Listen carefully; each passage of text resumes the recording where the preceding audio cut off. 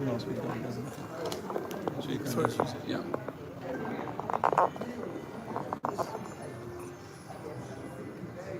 There's no way you can zoom in.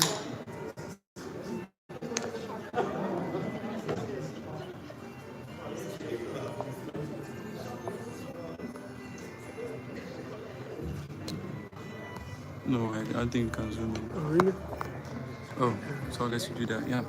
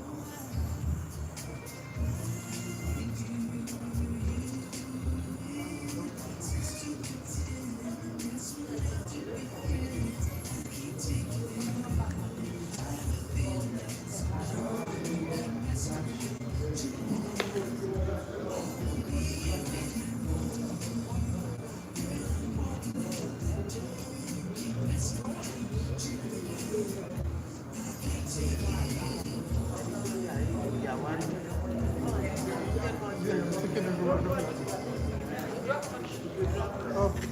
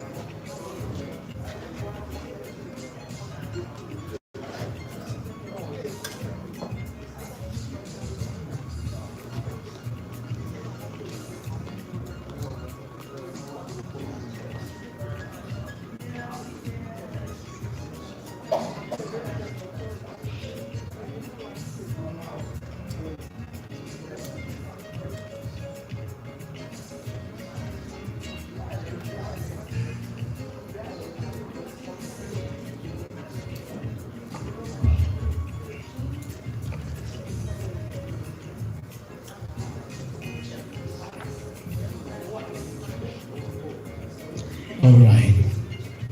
If I can have your attention for a moment, we are about to start the program for tonight. And so I need your attention so we can start. A couple of things I want to mention quickly before we kickstart the program. First and foremost, I want each and every one of you to know that you are special. We appreciate you coming, and we hope to have a good day. I think earlier on I gave some few protocols, and I want to repeat that again for the sake of those who just came. Just in case you need to use the bathroom, please go through the middle aisle there. There is a bathroom there for both men and women. If you are thirsty, we still have some water, we have coffee, we have tea, and some soda products. And our beautiful ladies are also coming around just to serve the table. So I believe those are the protocols. We'll try as much as possible to stick with time, work within the time, and so no long talks, but engaging and productive time. As a way of introduction into Kickstart, my name is Professor Jacobs Abe, coming all the way from Washington, D.C. I'm a professor of corporate governance. And I'm so excited to be here to be with Kwame and the rest of the team to ensure that we have a beautiful and wonderful time. So greetings from the United States. Thank you. All right. We know that there's a tradition in Canada because we always like to acknowledge the land. And so for the land acknowledgement, we have a wonderful, beautiful sister, Ludanyo Olarire, who will give us the land acknowledgement. So with all humility, please be on your feet and let's welcome her.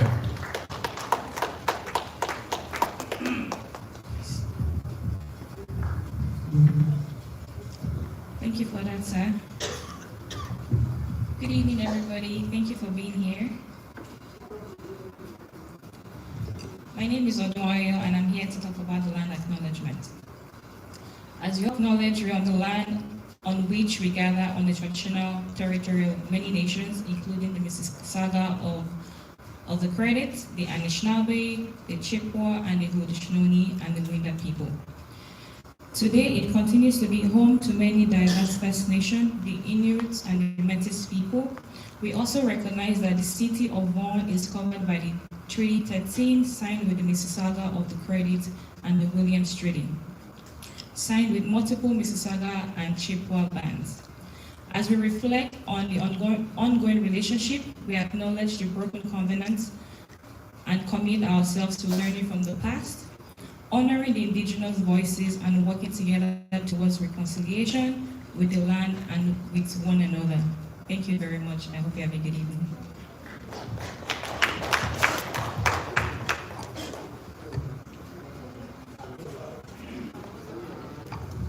Thank you very much. Thank you, Ms. Olarire. Thank you. We appreciate that.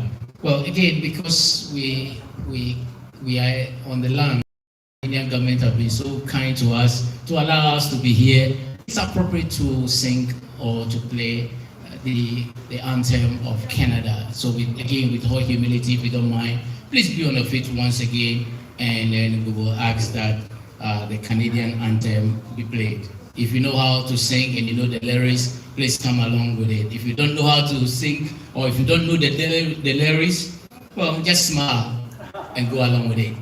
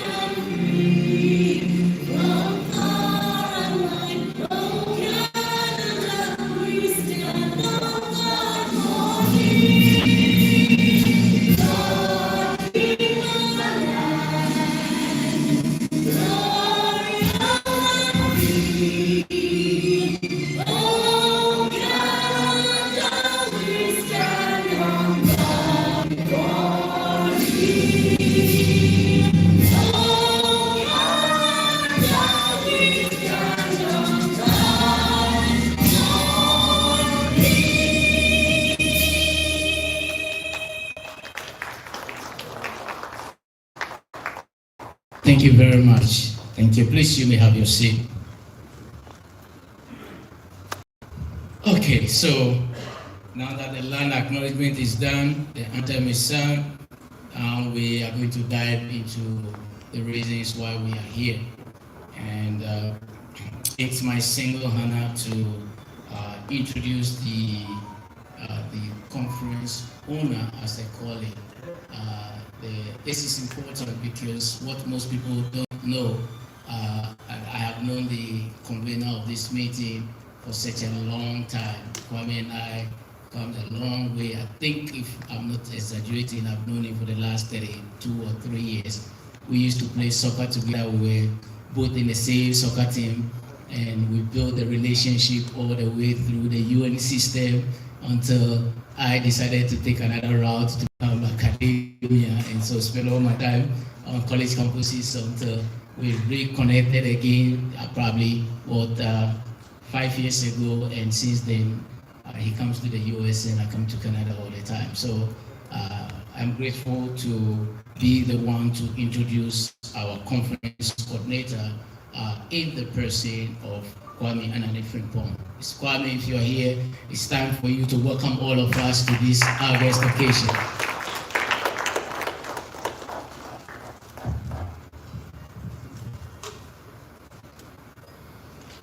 Good evening, everyone. Good evening, everyone.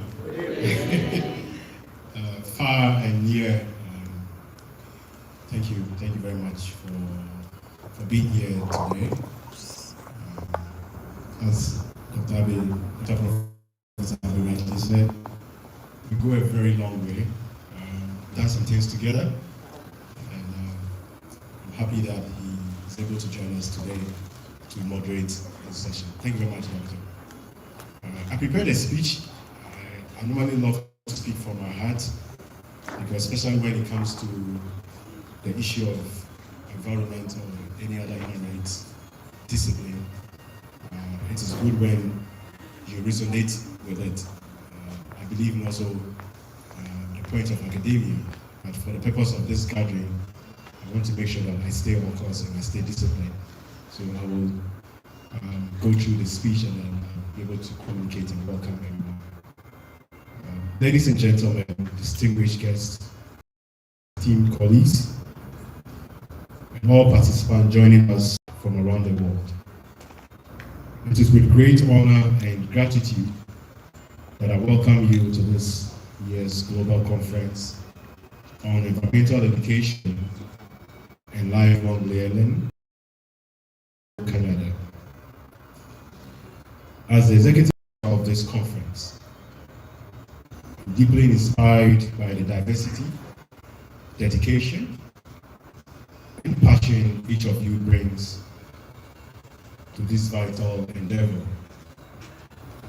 Today, I would like to share a simple yet meaningful analogy. Fingers on our hand,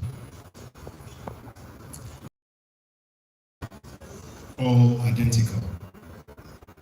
Some are taller, some are shorter, some are stronger, others more delicate. Yet, each finger holds its own significance, and together they work in harmony to accomplish complex tasks. Similarly, society consists of individuals of various ages, backgrounds, strength, and vulnerabilities. And we can see it here. It's a true reflection of this gathering. The elderly and the young, the weak and the strong. Every person plays a crucial role in tackling the challenges we face, especially those related to the environment. God, in His infinite wisdom, designed our fingers this way to ensure diversity and cooperation. Had all the fingers been the same, effective function would be impossible. Our strength lies in our differences and our unity in purpose. The same spirit, I want to acknowledge and celebrate the progress we have made since this conference began just 3 years ago. What started as a virtual gathering in 2023 amid the COVID-19 pandemic has blossomed into a movement that now spans continents. In 2024, we challenged ourselves to hold our first in-person conference at this very venue. And in 2025, we achieved what once seemed impossible. The first African Region Conference in Accra, Ghana, this July. Today, we come together once more here in Canada for the 3rd edition of this global gathering. We have assembled inspiring speakers from 4 continents, Africa, Europe, North America, and Asia, and participants from all walks of life, united by a shared commitment to environmental education and lifelong learning. The theme of this year's conference, Balancing Prosperity and Heritage, Indigenous Lands, Big Corporations, and Sustainable Futures, reflects our collective pursuit of harmony between economic growth and the preservation of indigenous heritage and ecological integrity. I challenged each of you to seize this opportunity to actively contribute, to learn, to share, and to build partnerships. Let us live here with a concrete plan of action that will drive meaningful change in our communities and beyond. I would like to extend my heartfelt thanks to our dedicated volunteers and partners. You made this day possible. I am here on stage to represent you and all that you stand for. Finally, I encourage all our international participants to enjoy the beautiful Canadian weather, explore the vibrant cities around us, and cultivate lasting relationships that will advance our shared mission. Together, let us continue to grow, collaborate, and create a future where prosperity and heritage coexist in harmony. Thank you, and once again, I welcome you to Vaughan in Canada.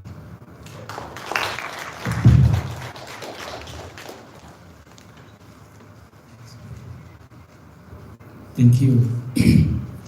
I just didn't like the way we applauded. I think we could do better.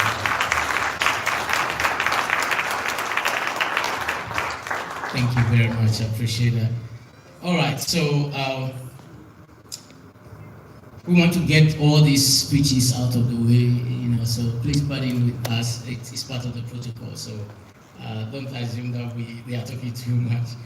We are the very critical part where we will introduce the chair of this conference. And this is important because we also want to make sure that we get to know the people who are behind the work. And so I'm very pleased to introduce such an important individual, Nana Apa Koranteng II. So Nana Apa Koranteng II is the chief of Akomfi Abakar, and he chairs the 2025 EELL conference. He also serves on the board of the Pan-African Center for Climate Policy. With extensive experience in agriculture and investment, he manages North-Made cluster across West Africa. An academic and a mentor, he holds an MBA, a postgraduate diploma, and studies in law. He's married with 3 children, dedicated to the environmental education and leadership development. Folks gathered, please help me welcome the chair of this conference, Nana Apa Koranteng II.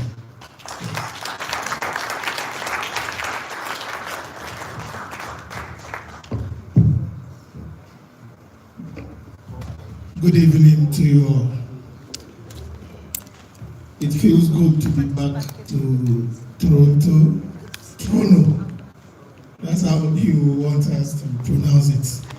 Yes, we are happy. The city is always ready for us and accept us with our logic.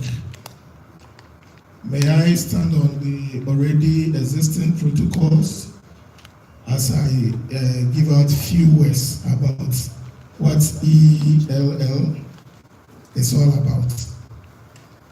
EELL is about environmental education and lifelong learning, focused on climate change, adaptability, and then how we can mitigate its negative effects on the world, especially the global south, where we contribute very minimal to the problem. We actually end up as the biggest sufferers of the consequences of the climate change. But others will say there are so many other global initiatives that are tackling this. So why EELL? Yes, we have also realized that most of these initiatives are top-down, but we feel it is time we have a bottom-up approach. And the bottom-up approach is going to galvanize all the indigenous people wherever we may find ourselves, the original owners of the land. Before our visitors came, we know the indigenous people and their leadership had their customs and cultural practices that were intertwined with, promoting environmental resilience and sustainable use of our natural resources. Yes, then our friends came and they came to teach us that all our practices aimed at protecting the environment were backward, primitive, and all the negative terminologies they used for it.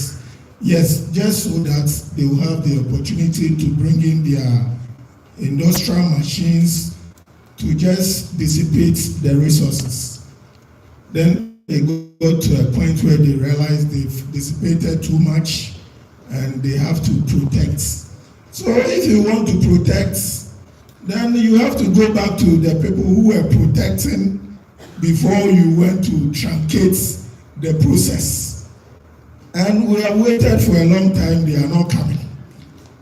So we have organized ourselves from the bottom in the meaning of the ELL conference, and we are pushing it up, and we are glad that you are all with us. So we, the indigenous people, have organized ourselves. We are fortunate to also have very important scientists amongst us who have done serious research that also conform with the original indigenous means of achieving this. In our midst is a young lady who the new government in Ghana, the president, we are privileged to have appointed her to be in charge of the protection of our environment. That is Professor Nanama Brown Kluche, who is a climatologist. So if we have her in our midst, you may raise your hand for them to see you. If we have a professor who is a climatologist in the midst of our setup, you know we are not joking.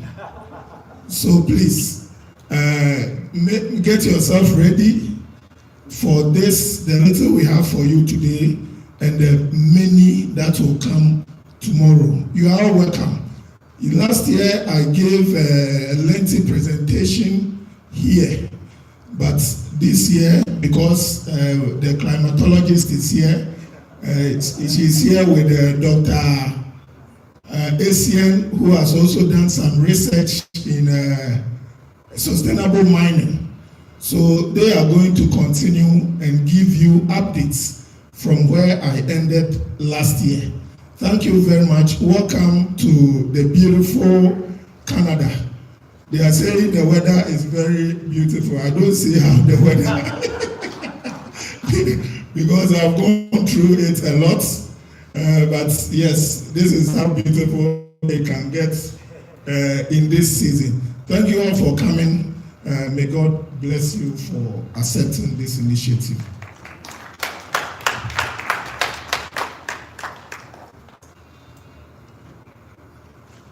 Thank you very much. If you were in Ghana and you clap like that for Nana, you'll be arrested. You must clap properly. When a chief speaks, we have to clap up. Thank you so much. That's a wonderful speech. So, again, like I said, we are slowly, but we are getting there. One of the things we intend to do, which Kwame and I discussed extensively, is that we know we have professors and doctors in the room. They can be very academic in nature because everything they speak must be backed by facts. And not every one of us is that academically oriented. So we want to make sure that we break down their terminologies and to summarize the conversation in such a way, a manner that the outcomes and the takeaways will be much easier for our own interpretation. That doesn't mean that you don't think academically. No, that's not what I meant. But we want to make sure that just Kwame's speech, he said that the figures are not equal, and so we process things differently. So for that reason, we intend to have a panel here.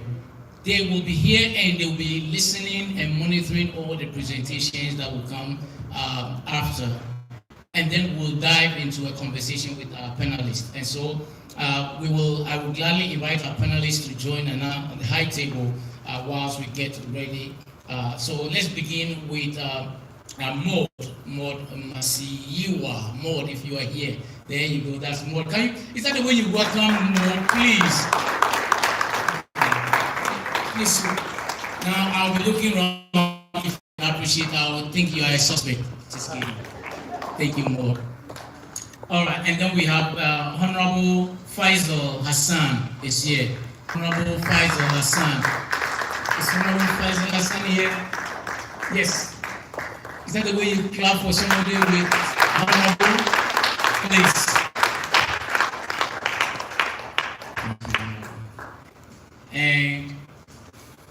also have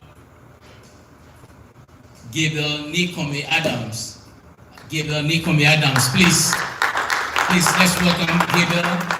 I will introduce them properly. This is just to get them to the table. Amazing young man. And then last but not the least, we have Chinia. Please forgive me, Kwame I'm writing is bad, so I can't pronounce your last name, but Chinia. Oh, Chinaya. See, if it's in the US, I'll call Chinaya, but I wanted to play the African thing. Thank you. Please, let's welcome Chinaya.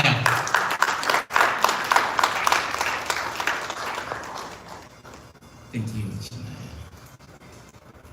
Nice. All right, so our panel is set. Again, like I said, Nana is chairing this conference, is the owner of the conference from now going forward. What our panelists will be doing is when we start calling our speakers, they'll be paying attention, take some notes, and then we can have some conversations after that, because we don't want to interrupt them while they are speaking, just as a way of making sure everything goes very well. All right, at this point, we are going to dive into fraternal greetings. In a conference like that, it's always important to have folks around to bring greetings. And so give us a fraternal greeting is the Consul General from the Ghana Consulate in Toronto, in the person of Mr. Peter Taylor. Please, let's give him a round of applause.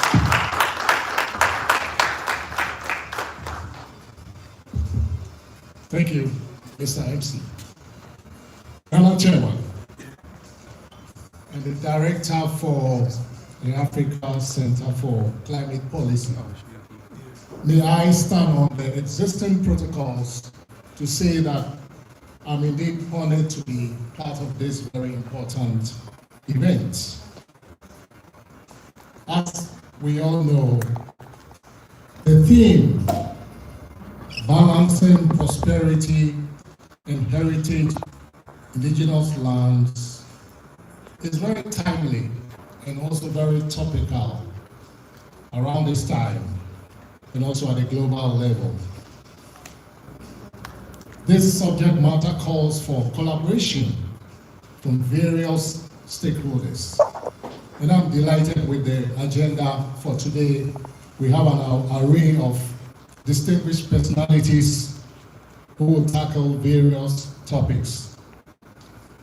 It is our expectation that at the end of this conference, we will enrich ongoing discussions, the discussions of how to strike the right balance between inclusive and equitable development as well as sustainable development. I wish all delegates a fruitful deliberations. Thank you very much.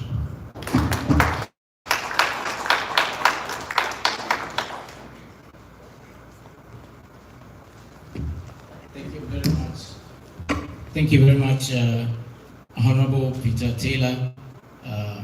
We are grateful for your presence.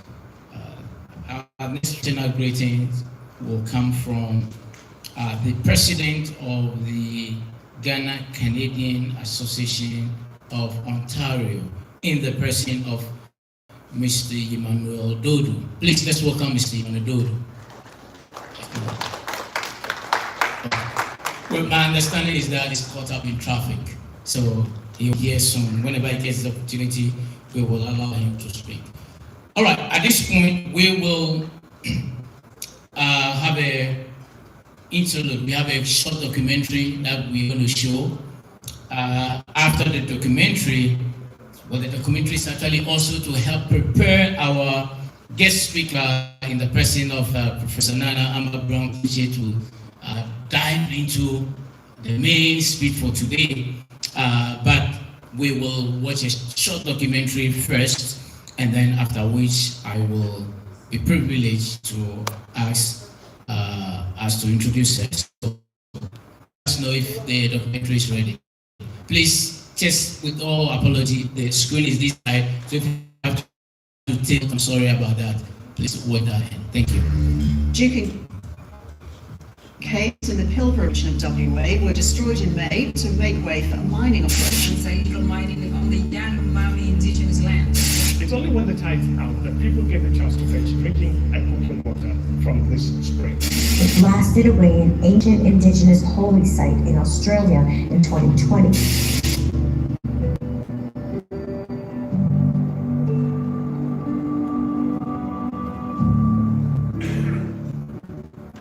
This KB name. You will hear there. That's one we try to preserve for our old people and our younger ones. What they done here wrong, they took a lot of our heritage away. We've done a hard work over years, maybe 6 years more. What they done here, they took everything away from the people. No good, hurt people, just destroying the people's country heritage.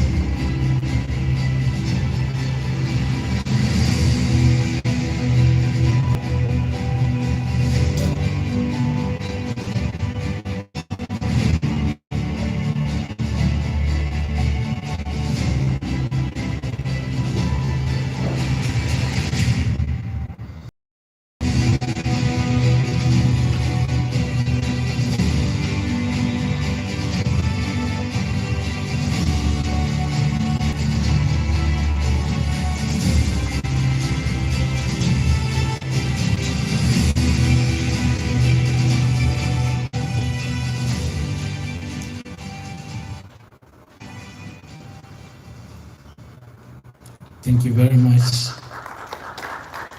Thank you for sharing that with us. I know I did mention that we're going to call Prof, but just one moment before that, few protocols. I just want to make sure that we put our phones on silence so that our phones don't beep. if you have to take a call, by all means, please do step out and take the call. It's very important. But at the same time, let's put our phones on silent so that it doesn't distract us. All right, I want to take a moment to invite Nitaria Okuraja Connie to give us a fraternal greeting. Please, let's welcome Nitaria.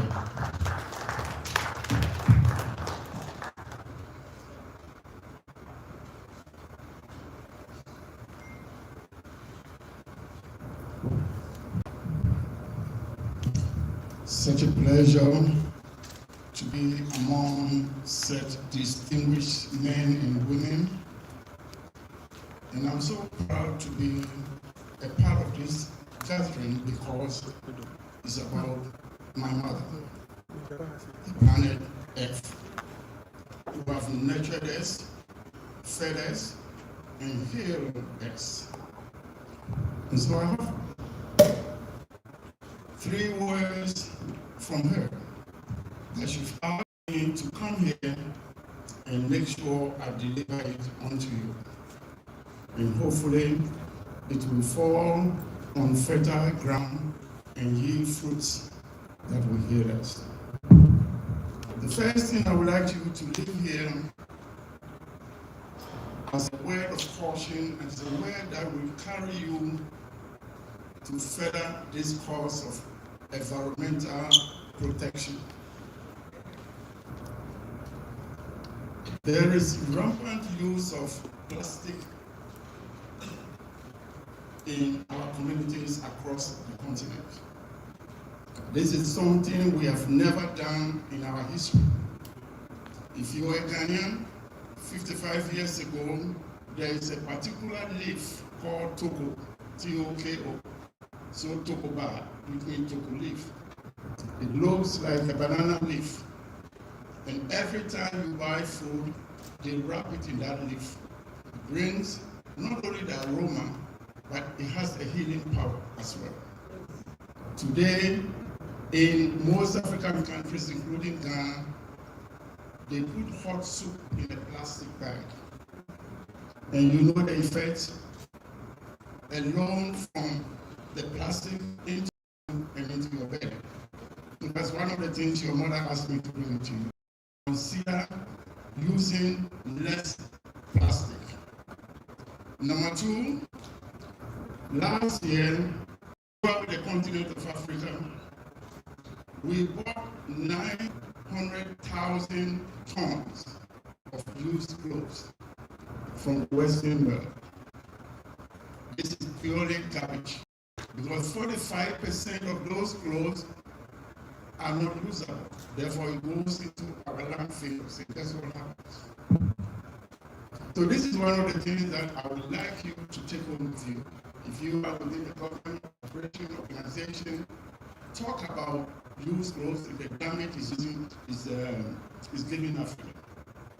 Damage is causing to our landfills and the damage to our environment. So that's the second thing. Of course, the third thing is galamsey. We don't have a traditional name for the word galamsey, which means it's not. So I don't know the Ghana word for it. But galamsey is the one that is destroying our rivers, our forests, and our environment. There is nothing that is so dangerous to our community, especially Ghana, like galamsey. So if you are an African, take this seriously, because over 60% of the human body is water. So anybody who tampers with your water is playing with your life. So if you are African, remember, if you save our rivers, you are saving your life. The fourth thing I would like to talk much on it is MGO. Is that what you call it? GMO. Let us protect our seeds, SEEDS, because we are seeds. And so we need to protect ourselves, protect ourselves. So those are the messages that I bring to you. In closing, we need a comprehensive framework of rules. Next slide.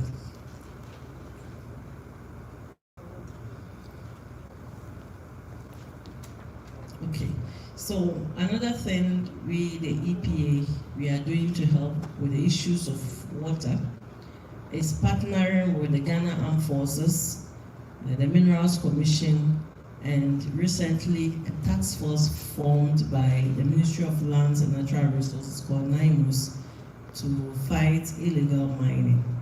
Because we get illegal mining done in our water bodies that is actually polluting our water bodies in very high frequency. So we have started the process of rehabilitating our water bodies. We finding technologies that will help us clean the water bodies as they are on the environment. So it makes it easy for the Ghana Water Company to treat it for our use. So that's one intervention EPA is bringing on board. And we also collaborating with the UNDP Water Aid Ghana to restore some riparian zones, because along the riverbanks of the water bodies are the trees that have also been cut or deforested, and we're trying to restore all these trees back. Those times when Anna was speaking, yes, indigenous, our tradition used to help us preserve our water bodies, preserve some natural reserves. But recently, things have changed a lot, and I would say the methods have changed a lot. So to go to a river to cut a tree is a taboo, and you can't do it in many villages. But until recently, these taboos don't seem to work again. And so that's what Nana was saying earlier on. I mean, one of those, and I was saying, you know, even with our forests, where we are not supposed to enter a certain forest to cut tree or do any activity in the forest. There used to be a taboo to enter the forest, but these days, those taboos do not work. So we get people boldly entering our forest reserve in cutting trees. So the same situation we have with our water bodies. Next slide. We have also pollution of our water bodies from plastics, and I heard the last speaker also mentioned plastic waste in Africa. Ghana generates approximately 3,000 metric tons of plastic waste daily, and that translates into over 1.1 million tons annually of plastic waste in the environment. And most of these plastic waste in the environment end up in our water bodies, including the sea, the ocean, the global ocean that we have. So only 5% of these bottles or plastics get recycled. Many more, some are burnt openly, and a lot more are left on the environment, polluting the environment. So they also cause urban flooding because they kind of block drainage when it rains, and this becomes a problem, especially for the cities with any heavy rain will cause flooding in the cities. We're also struggling with e-waste, electronic waste. So same as we purchase or we buy textiles, used clothes, and largely most of them will end up in our landfill sites. We also have the electronic products that come, and most of them are actually waste, and it's also a problem. And those ones release heavy metals into an environment. We recently did a study on lead in the environment, and we realized that a lot of the lead pollution in our soils and our water bodies are also coming from the electronic waste that are dumped in Ghana. Next slide. So our interventions, I try to make it a summary. We have the National Plastic Management Policy, that is guiding us in managing plastics in Ghana. We have the extended producer responsibility, more like the producer pay policy. So we have some levies we charge to the producers of plastics and the users of plastics in Ghana. And then we support the recycling companies in improving on their production or guiding them through or making life easy for them to start up and also operate in Ghana to help with the recycling. And then we have the e-waste regulation and control, which also guide us in managing e-waste in the country. Then we've done a number of public and private sector partnerships in a way to help control, especially the plastics. Then we have marine debris monitoring, because most of these plastics end up in the ocean. So we do cleaning of the ocean and the beaches, and then do the monitoring as well. Next slide. Now the expectation is climate change. So the air, the water, the pollution, and all of these environmental challenges are worsened also with climate change. So with all of our environmental challenges, we become more vulnerable to even climate change because we're already struggling, and with global warming plus the impact of climate change, droughts, warmer atmosphere, floods are all becoming more frequent in the country. And one, which I think comes in the next slide, that I will even elaborate more on the next slide, is the coastal erosion. It's pathetic to see some cities, coastal cities, we are losing to the sea. And this is a picture taken from Keta. Keta is a big area in Ghana, a coastal city with a number of small communities that we have lost to the sea. So the sea has taken over the houses, properties, traditional settings, and all of that. And that is very pathetic if you experience the people. So most of the people have migrated to other cities in the country or migrated inland away from the coastal area. There are so many other coastal areas that we are losing to coastal erosion, and this is because of the sea level rise. When you are in that part of Africa, you will hardly think of the ice and the glaciers in the regions like this, in the Arctic and Antarctic region. But when the globe becomes so warm, when the earth becomes too warm, it melts the ice and the glaciers in the Arctic and Antarctic region. And when they melt, they run into the ocean. It keeps the ocean level high.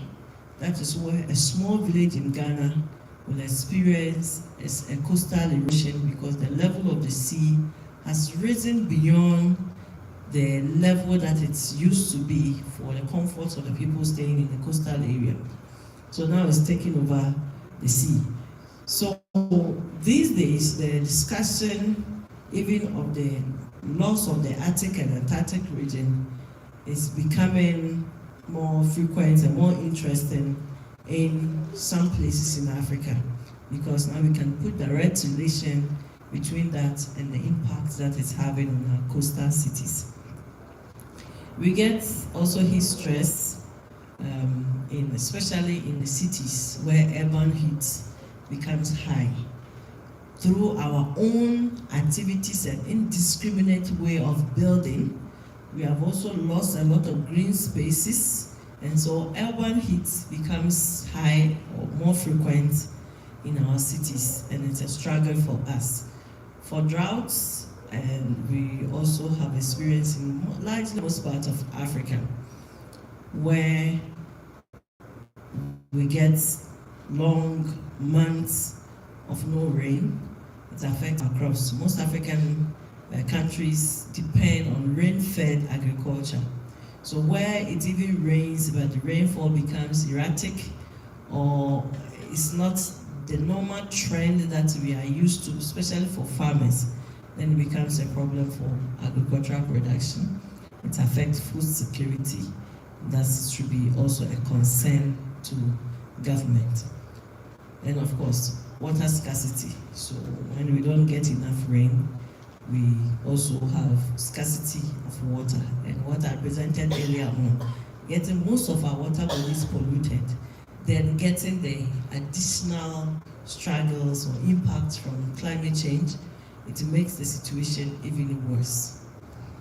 In terms of public health, we have had experience of new diseases popping up, new vectors showing up in areas that they never had been before.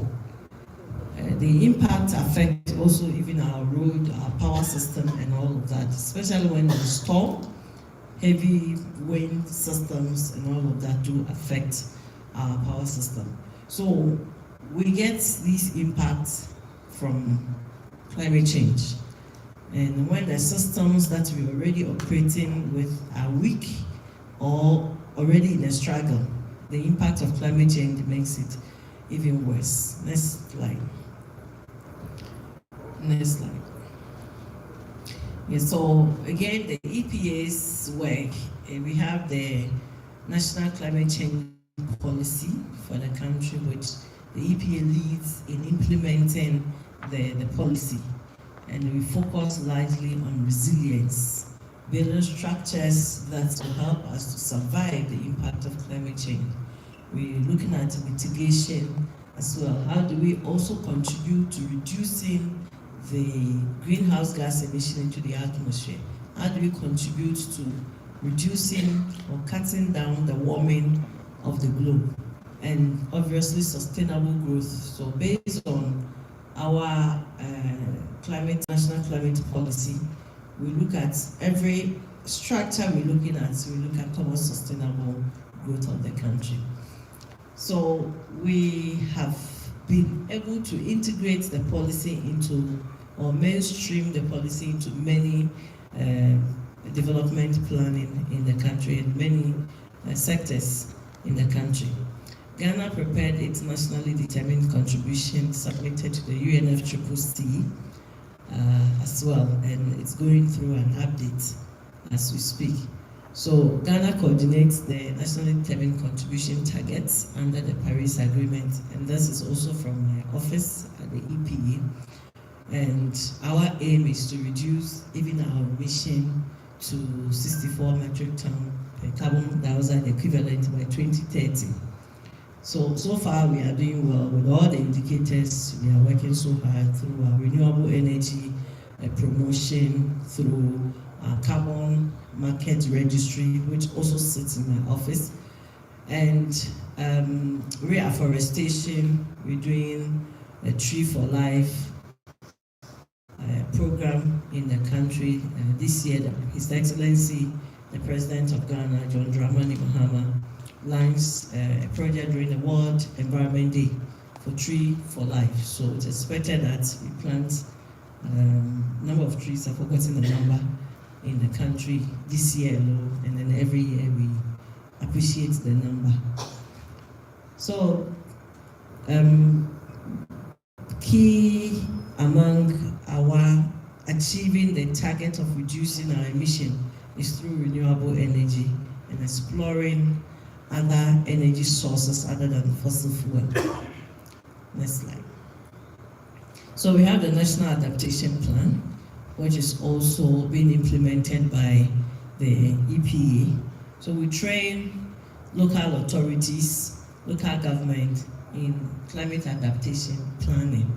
So we train leaders in planning how to adapt to issues of climate change. So we focus on resilient agriculture, advocating for climate smart agriculture, technologies for climate smart agriculture, water resource management, disease reduction, for disaster risk reduction and all of that.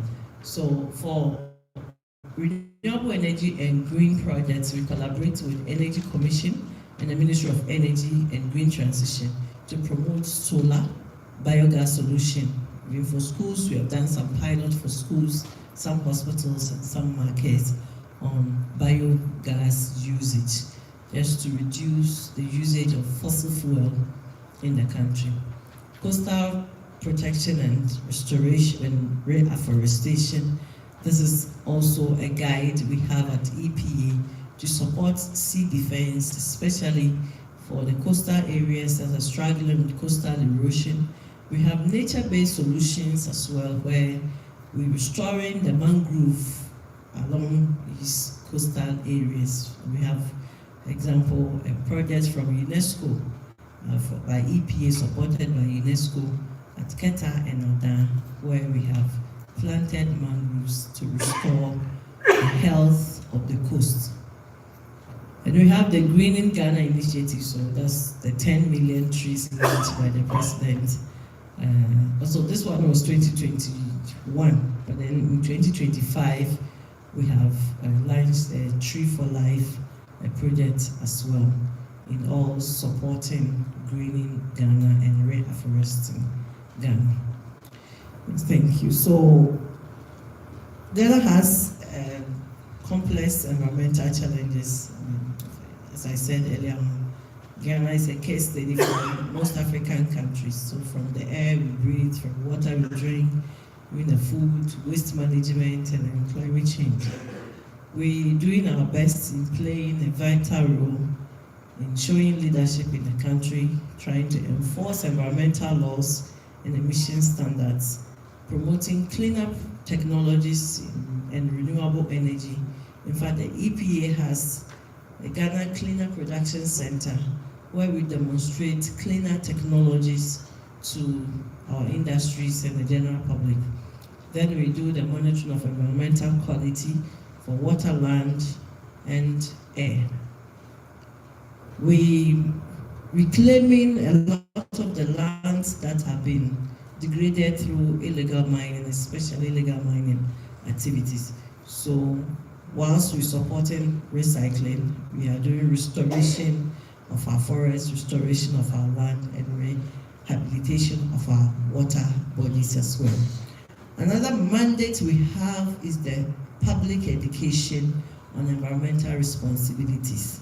So EPA has a school, which is the Institute of Environmental Studies, where we train the general public, we train groups and professionals on environmental responsibility. So it depends on which area we're looking at, from mining to plastics management to water management to everything that we have training on, anything related to environment. So we want to achieve a cleaner, healthier, and climate resilient Ghana. Thank you very much for this opportunity.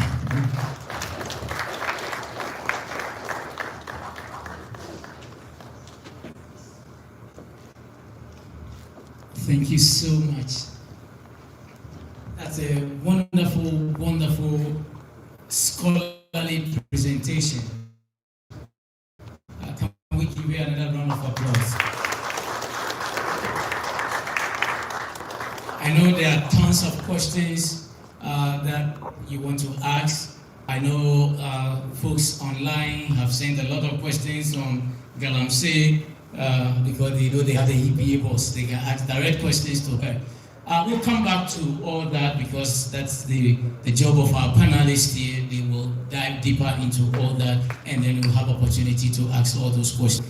Just for the sake of time, we want to get all the presentation out of the way, and then when we get into question, discussion time, we can have fun until time allows us to do that.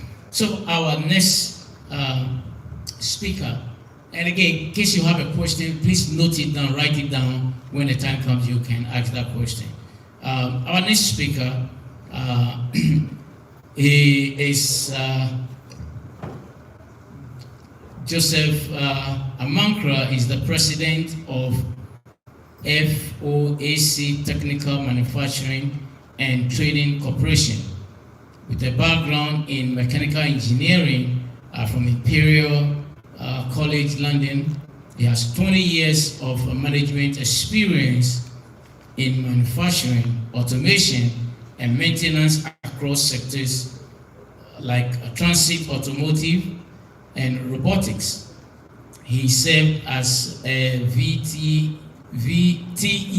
TVET subject matter expert for the UN in Liberia and spent 27 years in academia, including 20 years at Reston University. He's also the founder of Camera Skills Trading Network. It looks like we have one thing in common. We both serve with the AMIL.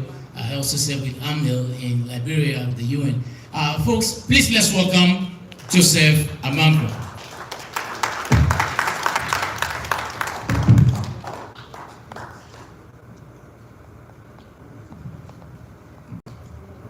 Before I start, I want to ask God to give me the words to speak His thoughts. I'm going to throw a slant into what we are doing here today, because I'm from the sector that has caused all problems in Africa and around the world. And what am I saying?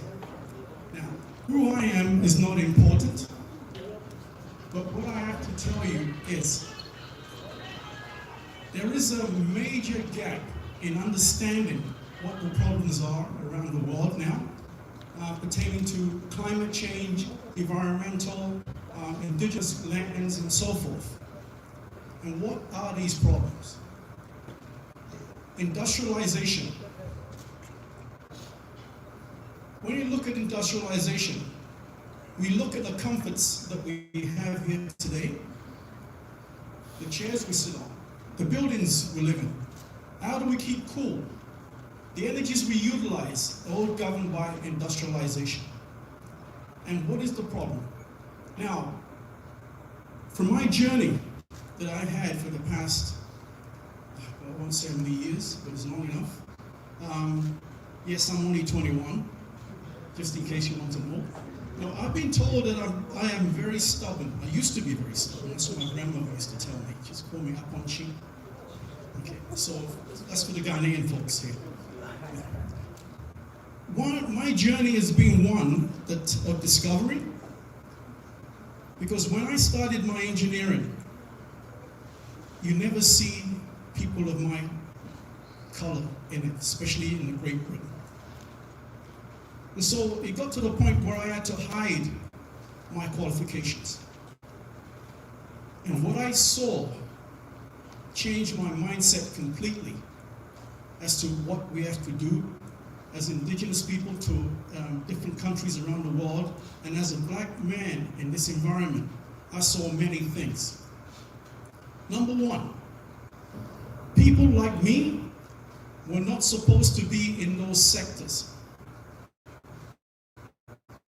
The sector that I'm talking to you about is the economy. There are actually 5 economic sectors around the world. There only used to be 4. They're primary, secondary, tertiary, quaternary, and now there's a quaternary economic sectors. These are industrial sectors. The primary sector, which is the one that everybody starts off with, which is forestry, agriculture, and mining.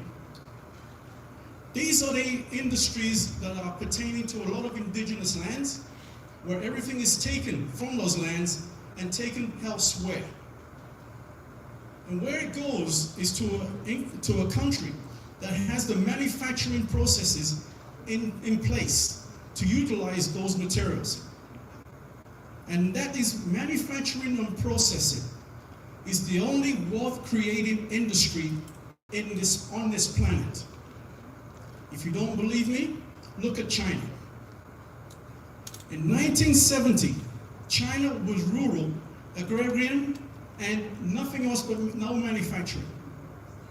Now, what happened was the greed of those internationally, especially the United States. I don't know if you know what is called a ping-pong diplomacy. Anybody that age? Now I'm aging myself now. Anyway, that ping pong diplomacy was basically to use China as cheap labor, because they had the labor force. So how can we do things cheaper? But now all this is now reversed around. When I mention technology here, what do you all think about? The word technology, what is it? Does anybody really understand what technology is? No? Technology is not a discipline in itself, but we have been told that it is. Everything is technology, technology, technology. Technology is a word, it's a Greek word that tells you to apply. The application of a discipline is what technology is. But the word has been twisted in some way that technology is the way and real of what we experience in the environment and climate today. So I like to bring it to its basic foundations as to why I'm talking today, because Kwame knows that I'm not in this sector anymore. I don't do presentations anymore. I'm divorced from it. I've retired from it. It was the subliminal words. My journey told me that the things I saw from the industrial sectors pertaining to the waste management, understanding what it is that's going on, that's creating all the problems around the world, I started to look deep into it.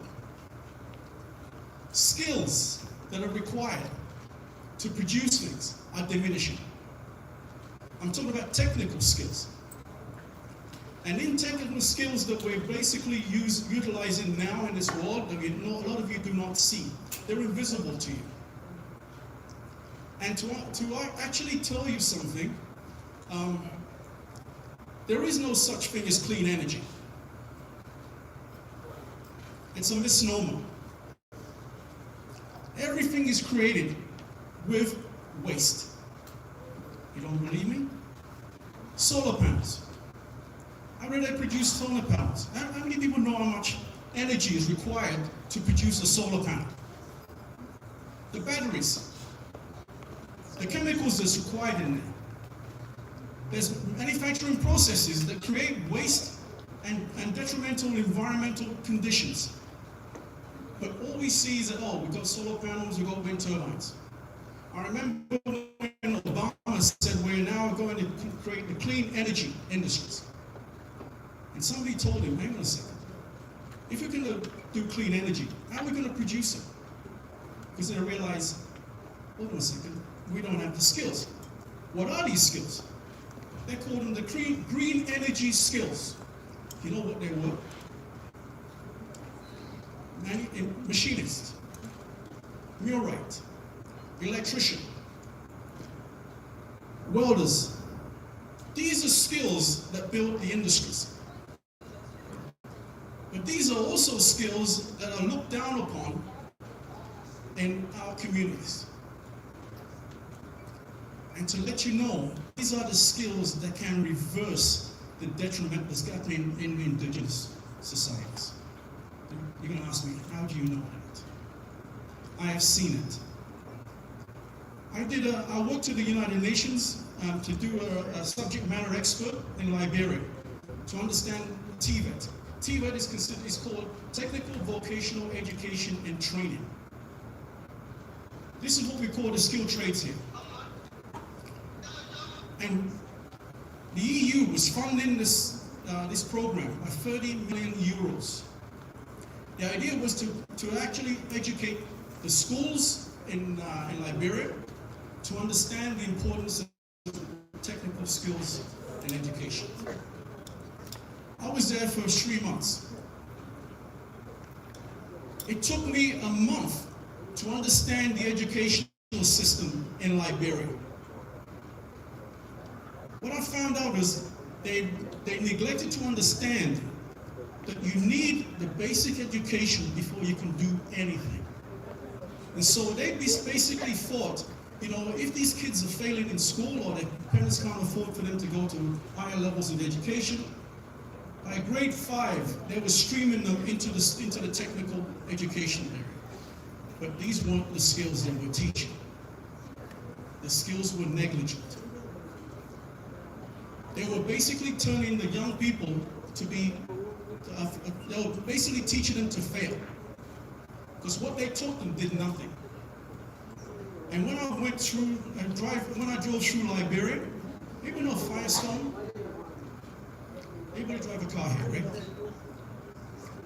That little black thing that rolls around under your car, tires. Firestone has close to a quarter of Liberia given to it to produce rubber. And when you see the damage they do to the roads in Liberia, it's unbelievable. The people are suffering. There's water pollution. The environmental side of things is something else that's unbelievable. Now, the population of Liberia was close to 80% youth under the age of 25 after the war, after the Liberian War. And so the labor force is there, but the training is not. Now, this brings me to Ghana. I may upset a few people here today, but I'll apologize ahead of time. After my stint with the UN, I decided, you know what, let me go back home. I left, I was born, let me just give you a little background of who I am. I was born in Lagos, Nigeria, but my background is Ghana. I left Nigeria at the age of 6 and lived in the UK. That's why you hear the Australian accent. So, I went back home and I had some technical things I wanted to try and impasse in Ghana. And so I thought, because a friend of mine said to me, go home, go to Techiman, come and see what's there. I went to Techiman and I loved it. I thought I was back home. And so I said, what can I do for you? I went to Techiman. Anybody been to Techiman here? The market there, how many people know Square One? Imagine Square One multiplied by 20. And this is a 4-day market. It starts on Thursday, Friday, Saturday, and Sunday. And when I went there and I looked at it, I'm like, God, this is unbelievable. So I said to them, look, what happens to all the produce that's not sold? My friend said to me, just dump it. I said, what do you mean just dump it? He said, well, the farmer's not going to take them back. They just throw them away. I said, you're kidding me. He said, yes. So I said, have you ever heard of biogas? He says, no. He says, biogas, you can use that waste to energy. And this is the journey that I want you all to hear, especially those in the political side of things, to understand that I know that you only have 4 years to show anything, okay? But there has to be a basic foundation in place to make sure it actually keeps going on. And so, when I approached them, we decided to say, okay, what can we do? I'm not sure if anybody knows a company by the name of Blue Skies. Fruit processing. Yeah. I made an arrangement to meet with the owner. I don't know which actually is the owner right now, but there's a partnership. Now, Blue Skies is a company that produces fresh fruit that is harvested in Ghana, and also to the point where they have to import fruits from Brazil because the actual demand is so high. So I said to them, I went to visit and I said to them, okay, what do you do with your waste? They said, well, we give it to farmers to produce juice, or they can put it on the land. I said, you can't just put fruit waste on land. It's called leachate. You know what that is? It becomes acidic. And so while we were walking around, this is 1 o'clock in the afternoon, all of a sudden the whole plant goes boom, no power. I said to him, what's going on? He says, oh, we get this 2 or 3 times a day. I said, what do you mean 2 or 3 times a day? I said, well, yeah, the power goes up. He said, what do you do? Oh, we use the generators. Two 500 kilowatt generators were running the plant because they have to run 24/7. And I said to him, how much money do you spend on diesel fuel? He said, we spent close to about 25,000, he said, pounds, 25,000 pounds a week on diesel fuel to keep the plant going. I said, you're kidding me. I said, have you thought of doing the biogas digestion in your plant? And he said, no. I said, okay, I'm going to do an assessment. I need all the waste you generate to understand what's the capacity of biogas you can produce here. So I did the assessment. And I said to him, also you need to understand the byproduct of the biogas is nitrogen. And what is Africa deficient of? Fertilizer. Nitrogen is the #1 fertilizer that's utilized in agriculture. We're not utilizing it. So when I put the proposal to them, they would have spent close to about $2.5 million. And a return on investment on that was only 2.5 to 3 years. Because at 25,000 pounds a week on diesel fuel, that's a lot of money. The same thing happened when I approached Ghana Palm Oil. Anybody know what Ghana Palm Oil is? Okay. I went to visit the plant. When I got there, I realized Ghana Palm Oil does not belong to Ghana anymore. Do a lot of you know that? It belongs to a Belgian company that bought out Ghana Palm Oil. And they used to utilize burning of wood to generate the power to get the system going with the boilers. So I went to visit, and the general manager said to me, well, what do you want? I said, I just want to know, why aren't we using biogas? And he says, well, we do. I said, what do you mean we do? They are tailing ponds. I don't know if you know the effluent that comes off palm oil. The effluent, when it comes off and you let it sit, it generates biogas by itself automatically. And he showed me 2 tailing ponds that were at least 12 feet deep and about the size of a football field. And they had a dome over it. They were generating their own power. And I said to him, are you still on the grid? He said, no. So now you can understand there are technologies around that can utilize these environmental issues that we have, especially in the cities, that can change things. But it takes the right discipline to understand what is required. Jamestown. Anybody know with Jamestown in Ghana? Lavender Hill? Lavender Hill? Yeah. Anybody know what they call it? Why they call it Lavender Hill? Sewage. Now, I was absolutely shocked when I saw this. Sewage was taken from the cities and pumped directly into the ocean. I said, this is not good. I heard that a Danish company had come to Ghana and wanted to build a biogas digester that would actually take care of the waste, solid waste, the human waste. But because of bureaucracy and people wanting money, they walked away from it. These are the problems that we face when it comes to progress and the changing and reversing of environmental issues. We are at a point now where what do we do to reverse it? We can monitor anything we want, but it does not address what is going on. Industries still produce waste. Africa still buys the products. Africa does not manufacture. Why not? because the skills aren't there, and the purpose by governments to understand these issues are not there either. When you look at the things we have in Africa as per se to address this deforestation.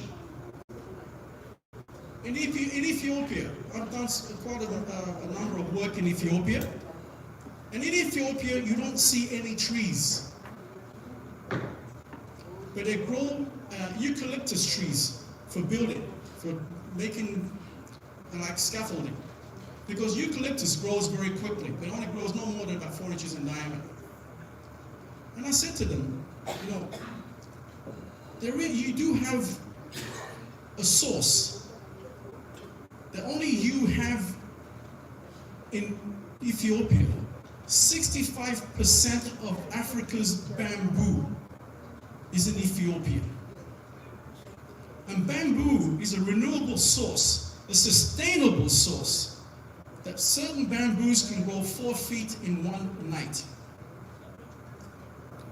This can give carbon credits to the governments to understand, you know what, we have a resource here that we can grow, that we can get carbon credits from, but you can also utilize bamboo for a lot of things.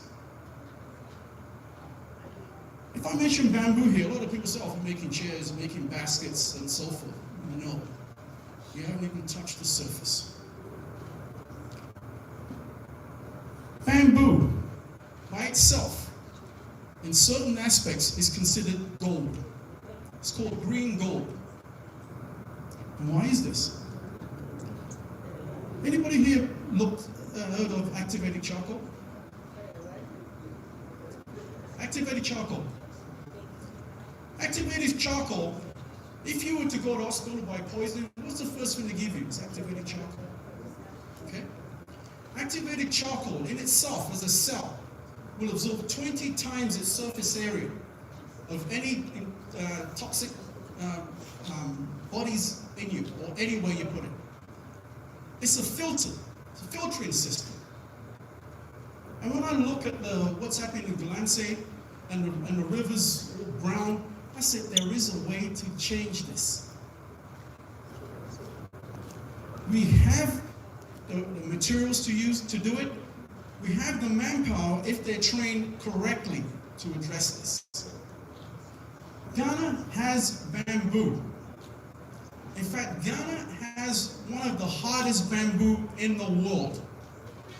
We're not utilizing it. Bamboo could be used as building materials.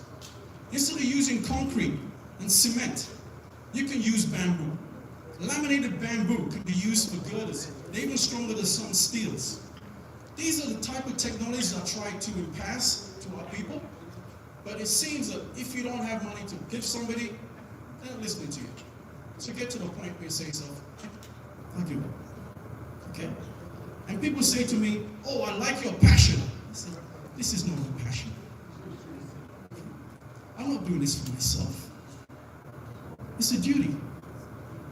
And if somebody says to you they like your passion, they're basically telling you you're selfish. Because what is your goal? Is your goal for you to look good, to say you did something? Or is it for you to do something that works and continues to work and then walk away? I take it as a duty. I'm too old for this now.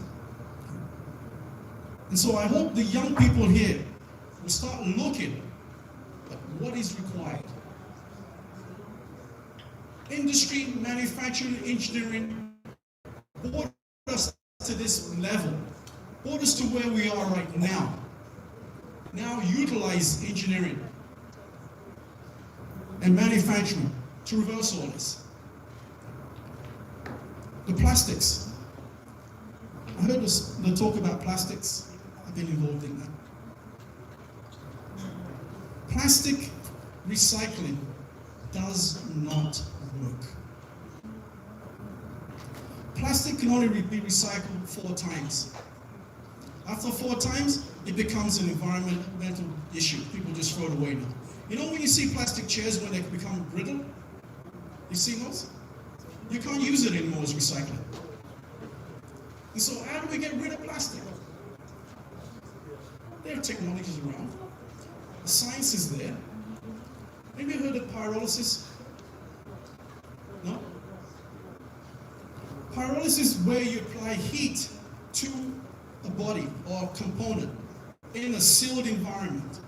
And the heat, the part does not burn. You take out all the properties inside it and you're left with carbon without any flames. And what comes out of that is what is called syngas. Syngas, when it's bubbled through water, it becomes oil. It reverses itself. You put plastic in a pyrolysis environment, you bring that plastic back to its original condition. These things are available. But why is it that universities, researchers are not looking more into this area? Understanding the problem can be solved if people think beyond what you see. This is not an academic subject. It's a global issue. How do we address this global issue? By being able to reverse what's there. We've got to a point now where time is ticking. I feel sorry for the young people around right now. But there's not more I can do. Except for you to start looking around and understanding what is around me, what is around me, what is it I'm seeing. A lot of people are blinded by not being able to see beyond you because they'll tell you, oh no, you don't need to look over there. This is what got me into trouble when I was doing my training in England, because I wanted to know why. Okay. I think that's why I was called an Aponchi, the stubborn goat, because my mother, she laid down on me and said, if you don't understand something, ask. So I asked. But they couldn't answer the question. They said, oh, don't worry about it, doesn't matter. Oh, doesn't matter. One of the things that bothered me when I was doing my training, it was coming up to computer-controlled systems, automation, every other word, automation. And they say, automation is going to take over. And something in my head said, okay, you do all this automation. What about the people that used to do it by hand before? What happens? Oh, they don't matter. That's the question I got. I said, this is not right. And that's the problem we have right now. So, I'd like to wrap it up right now. I hope I haven't gone too much. I hope I haven't upset too many people here.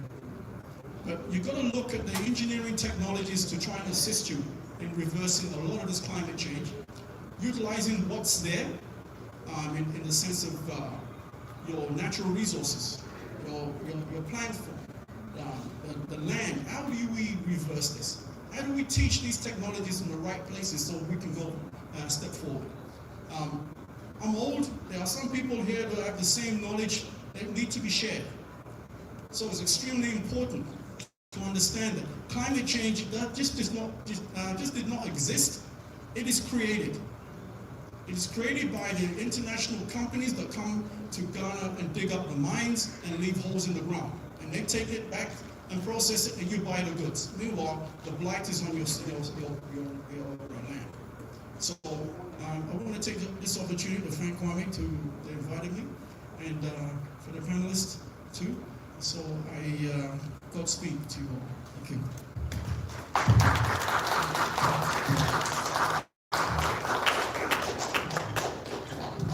Thank you very much, Mr. Joseph Mankra. I know you've been sitting for a while, and we are about to hear from the keynote speaker, and that will be the climax of the speeches, and then we will dive into question time, because there's a lot of questions that have come in. I have a bunch of them come on my phone, and our panelists will help us through that.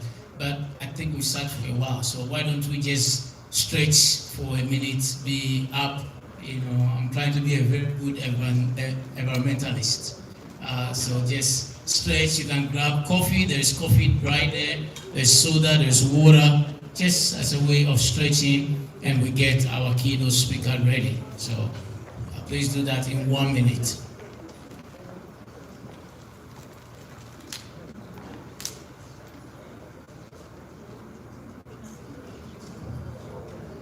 So whilst you are getting your water and your coffee, there's a documentary which is being played. You can watch as well. I love you so much. I love you.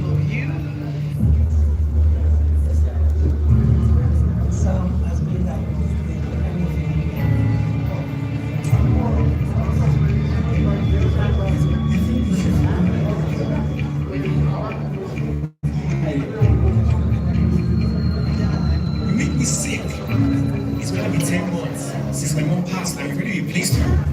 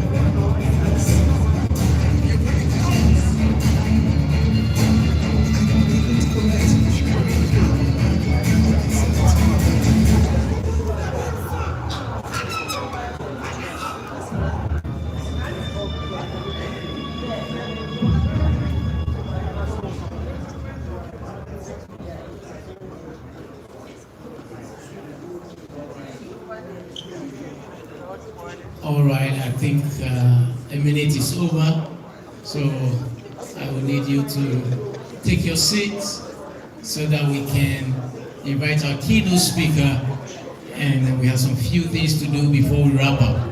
So please, if you don't mind, please take your seat back. If you're still grabbing coffee, that's okay, you can still do that. But if you need to use the restroom, it's right in the middle. Please make sure you walk to the restroom and take care of yourself. I still think that few others are getting their coffee, so I'll plead with the keynote speaker to give us 1 more minute whilst we sort that out. 1 more minute.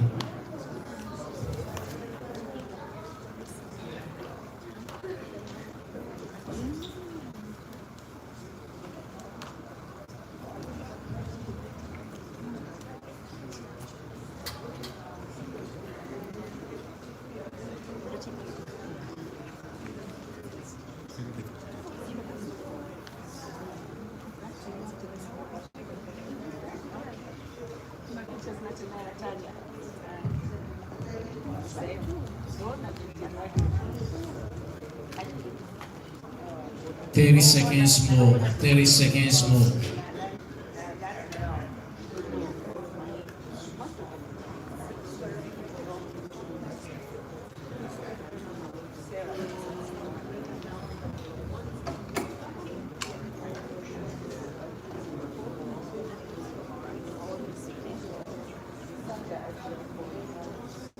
Seconds more.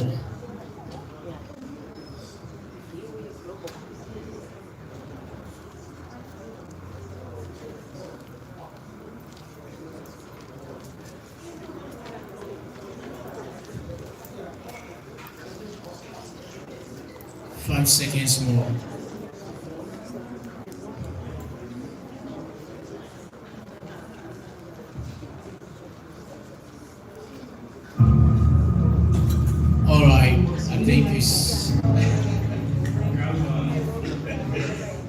All right, thank you so much for your patience.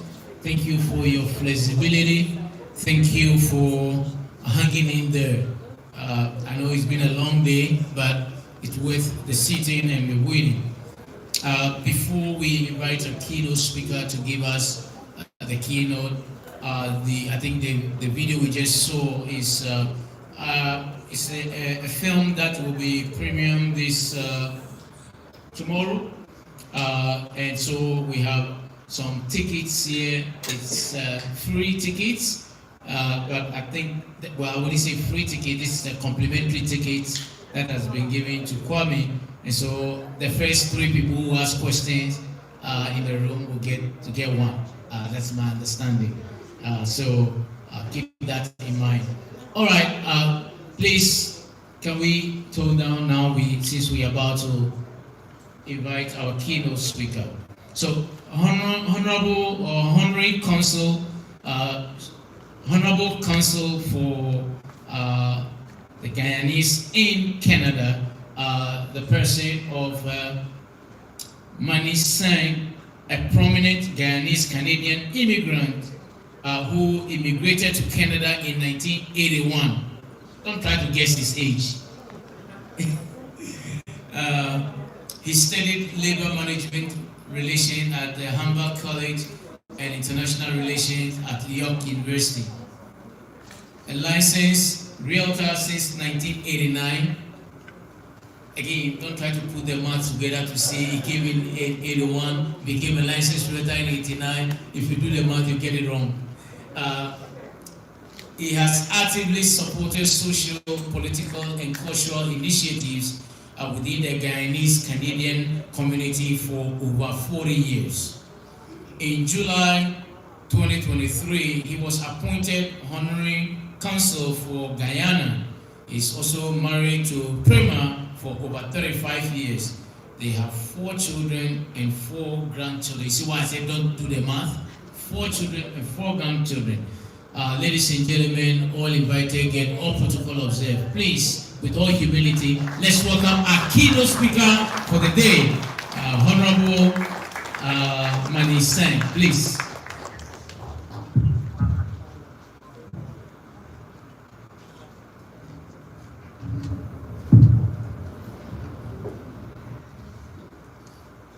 Thank you very much, Mr. Chairman.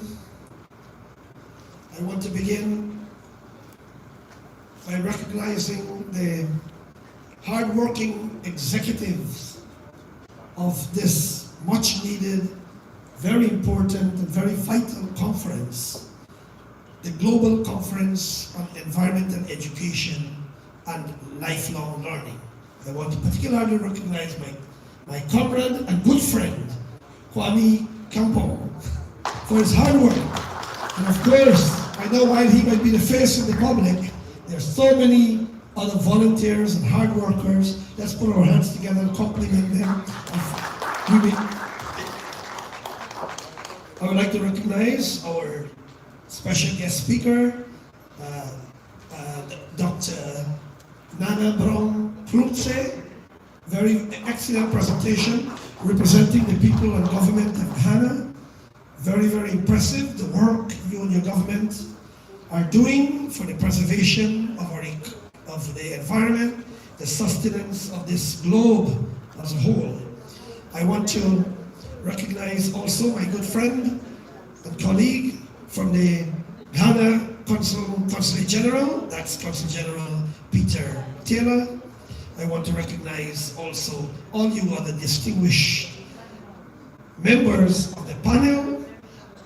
Some of you I know, some I don't, but let's give a round of applause to our panel members of our panel. And all of you, ladies and gentlemen, brothers and sisters, friends all. I know you've been listening to a lot, but you would agree with me that the protection and preservation of this planet Earth and our environment, as we would say, environmental justice, is a very important component of the very existence of humanity. Today, throughout the world, people are tuning in and getting connected to the cause of environmental preservation and protection. I was born and grew in the Caribbean, an area of our world, of our planet, that is very vulnerable to climate change and greenhouse gas emissions. Guyana is a country on the South American continent, English-speaking, but we are part and parcel of the CARICOM community, or the Caribbean community, with many, many island states that are very, very vulnerable to climate change. You probably, if you were followed earlier this year, many of our sister Caribbean countries like Grenada, Jamaica, and St. Vincent and the Grenadines were devastated with 2 hurricanes this year, which affects not only the GDP growth, the environment, but the very existence of people. Today, this issue of global change, of climate change, is a global phenomenon. While I commend and admire the initiative of the government of Ghana as enunciated by the Chief Executive Officer of Ghana's Environmental Protection Agency, Ghana is one country on the continent of Africa that has to partner with all the other countries, the 50 plus other countries, to attack and to collaborate in dealing with this issue, because one country alone will not solve the issue. That is why it's such a global phenomenon. What happens in Africa in terms of environmental degradation affects us in the Caribbean, and vice versa. And today is very troubling. In 2025, when the issue of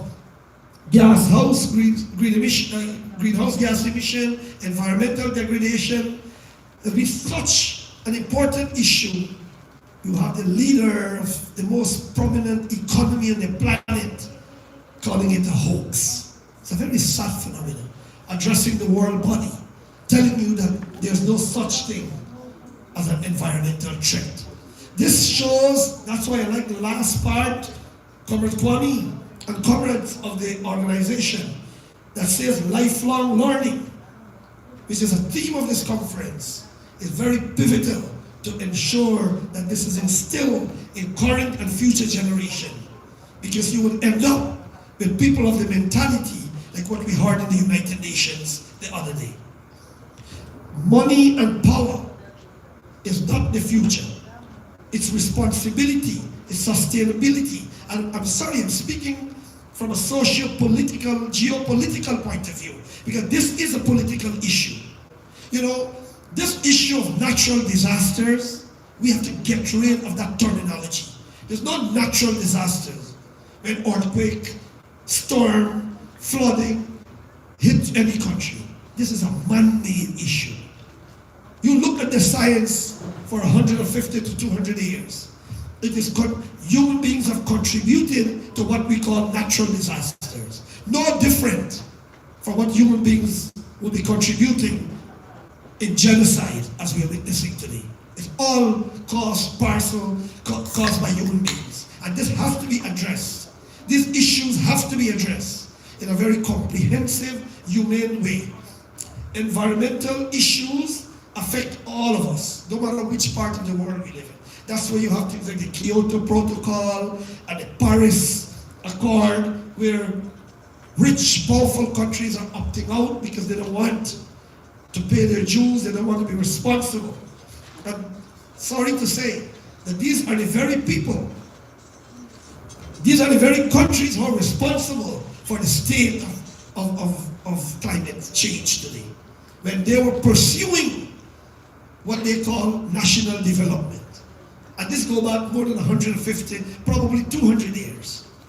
So when we talked about what is happening in Ghana, as an example, or Guyana, it is as a result of our history of colonialism, which is the irresponsibility of transnational corporations. And one of the speakers mentioned it, coming into these countries, exploiting the natural resources, left nothing there for you to benefit from except the environmental destruction. Fast forward to 150 or 200 years, we are all facing the brunt of it. So no matter how humble Ghana is trying, and they are doing an admirable job, or whether Guyana, like my country, or whether Jamaica, or whether Ethiopia, or any other country in Africa, Asia, Latin America, or the Caribbean, we have to see this in the context of geopolitics and the history of what we have suffered. So we have to, it is very imperative that we have a united front to address the issue of climate change and climate justice for the people. Because here in Canada, recently they celebrated the National Day of Truth and Reconciliation, where Canada was trying to redeem itself from the injustices committed against Indigenous peoples. And they're only talking about something like the residential schools. But it's more than that, it's deeper than that. It's deeper than that. It's the environmental damage that was done, the environmental extraction and the injustices committed by against Indigenous peoples who protected this planet, this earth for us for millenniums. So we have to address that in the full sense of ensuring that justice is dispensated to them. I want to say that, and to share with you, my little country, Guyana, so very close to Ghana, is a country of just under 1 million people. And we consist of 6 distinct races. Our descendants of Africans, we call Afro-Guyanese. Descendants of Indians, we call Indo-Guyanese. Then of course we have our indigenous people who have been there for millenniums. We have also Chinese Guyanese, came as indentured laborers like the Indians. Then we have Portuguese, a small percentage from the old colonial era. And then we have our mixed race, 6 distinct races. But while our indigenous people consist of just between 8 to 9% of our population, or some people say probably 10, but somewhere around there, our government is pursuing this policy in our national development that is called the LCDS, Low Carbon Development Strategy. What that basically means is that we, by law, we are protecting our forests. We are protecting our forest, which is the size of England and Ireland combined. And by law, we do up to 5% of deforestation, which we call surgical deforestation. But when we do that, by law, we also have to do reforestation. So, which means that 95% of our forest remains intact and protected by law in Guyana. How do we benefit from that? Because that, of course, denies our people, particularly indigenous people, their livelihood of logging and so on. But mainly they do fishing as well. But the point is that we are now, and we have been receiving credits, carbon credits, from securing and preserving our environment. Last year in 2024, our government earned somewhere close to $700 million from the preservation of our forests, the size of England and Ireland combined. I don't have to tell you the megaton, I don't remember all the figures and statistics, but the megatons of carbon that we absorb from the atmosphere. And now, those, sorry to describe them like this, the polluters who destroy the environment are now paying us for saving their lungs. That's where Guyana is today. And we earned $700 million from European, and that money, I'm proud to say, our government designated almost 20% of that, over $150 million directly to our 10% of our population, our indigenous peoples, for education, for healthcare and development. On top, that's in addition to our national budget that is assigned to our indigenous populations. That's how we compensate them for what they're doing in saving our forests. So Guyana has been getting a lot of credits, a lot of respect and admiration, even though we are pursuing national development, particularly in the last 6 years since the advent of oil and gas in Guyana. And we all know what fossil fuel is doing, and we are getting some backlash on that. But Guyana, I'm proud to say, and the history is there, the statistics are there, the evidences are there. Guyana is a net zero carbon emitter.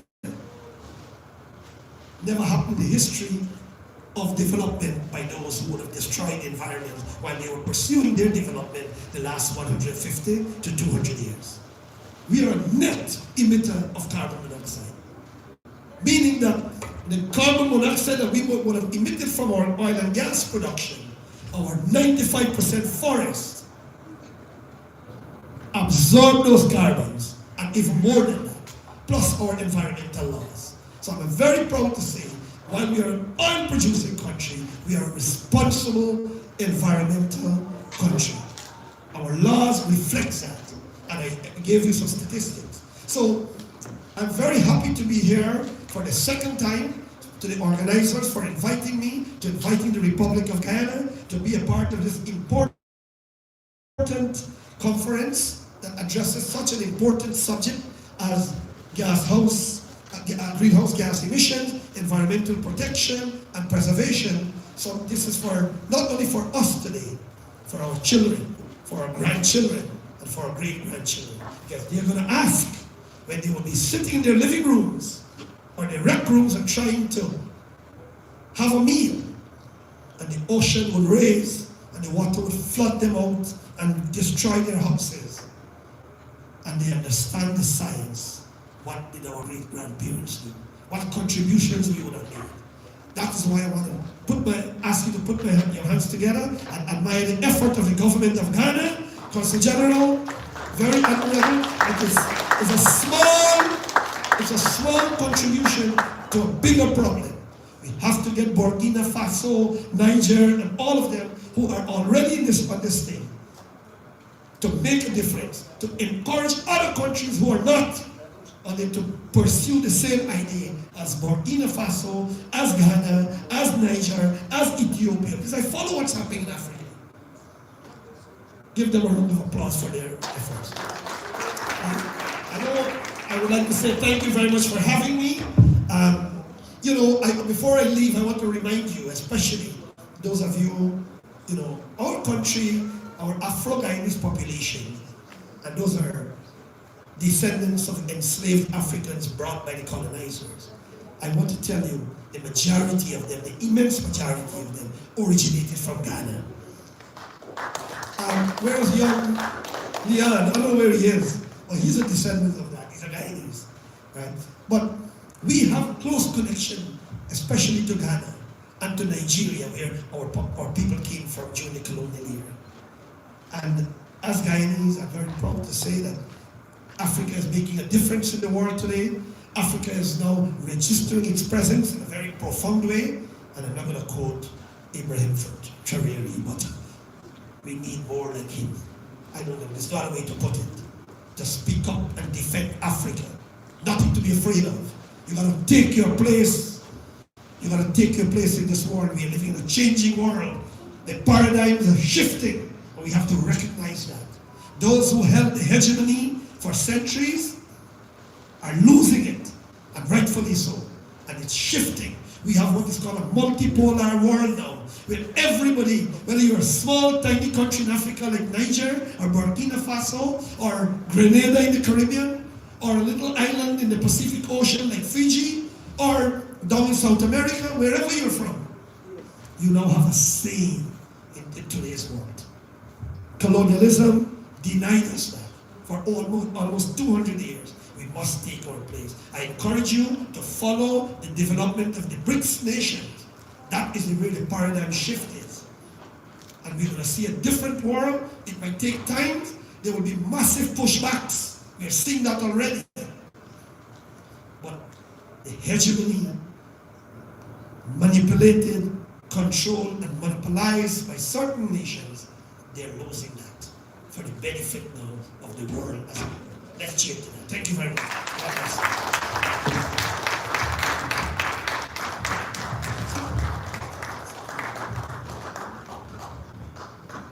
Wow, what a powerful, powerful presentation. Thank you so much. All right, so I will ask that at this point we've heard from all of our keynote speakers. We earlier heard from Professor Ama Brown-Kuti.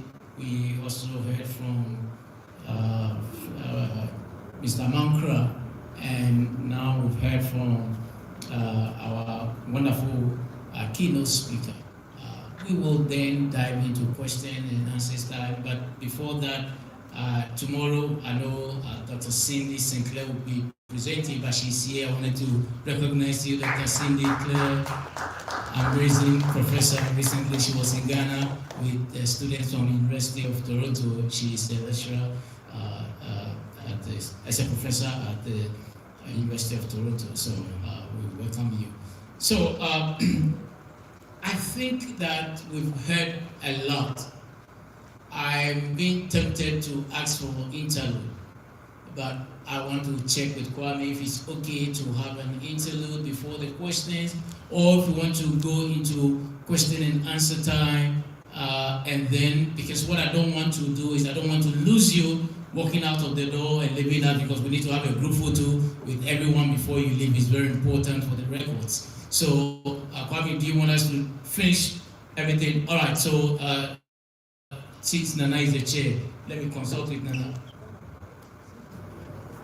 I'll consult him. Do you want us to go into question and answer time before interlude and the picture? That will help. Okay, great. So Honorable Nana has given permission. But I also want to recognize, I did an observation which is important. If you look around the room, it's very interesting. My perspective when I was coming from Washington, D.C., I thought I'm going to meet a bunch of students, young people in the room. But it turns out that majority of the folks in the room are seniors. So there's something about seniors that I believe they appreciate the conversation around sustainability, environment. So it will be an error if we don't recognize and appreciate our seniors in the room. If there's a senior sitting by you, please turn around and say thank you for coming. And let's give them a round of applause. All the seniors in the room, please appreciate and recognize them for being here. You know, and my call to Kwame and the organizers is that it's a challenging call for us. It's very embarrassing to see seniors and younger ones are not here. Those of us who teach in universities, especially those who teach sustainable development programs, let's encourage our students to participate in some of these activities. You know, there are so many ways we can encourage them. Let's just give them credit for attending the conference. They get 1.2 credits and they will show up. Trust me. Students don't want to be in the classroom. They will show up. So let's think about that for the future. Thank you so much. All right, so to that point, I believe that I will then come to our panelists here. Please, if you don't mind, each panelist can give us a maximum of 2 minutes of your assessment of the overall conversation. And if there's any question that you directly want to throw to any of our presenters, you are welcome to do that. And then I have a bunch of questions here. I think I have about 25 questions here that came in from the internet as well. So let's begin with Honorable Nana. If you want to please go ahead and begin with us.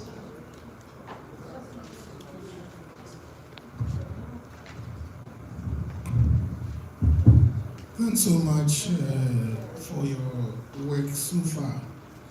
Yes, about the man who spoke about, that's Mr. Joseph Amankra.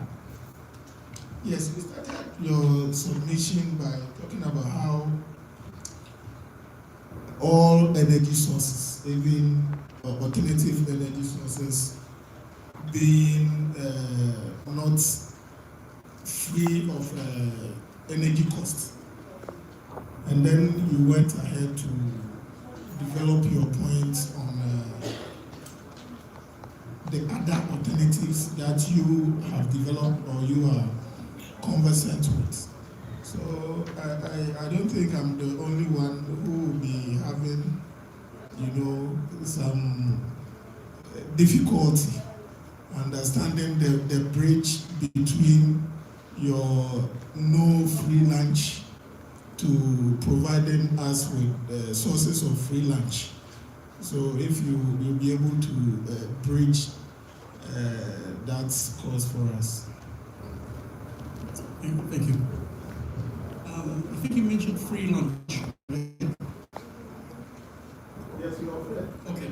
Sources of free lunch, like to the blue skies people, and then the others. For the laws of thermodynamics, it says energy is neither created or destroyed.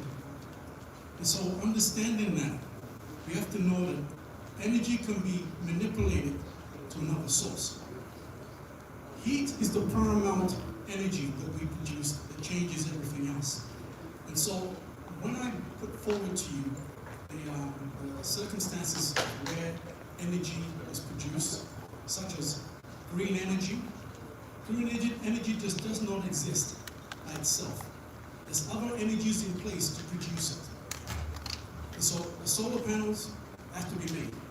It needs energy to turn the sand and to make the voltaic cells. That takes energy, tremendous amount of energy, that transfers that sand to the voltaic cells. These are things that are not spoken of. The wind turbines, those wind turbines are actually manufactured.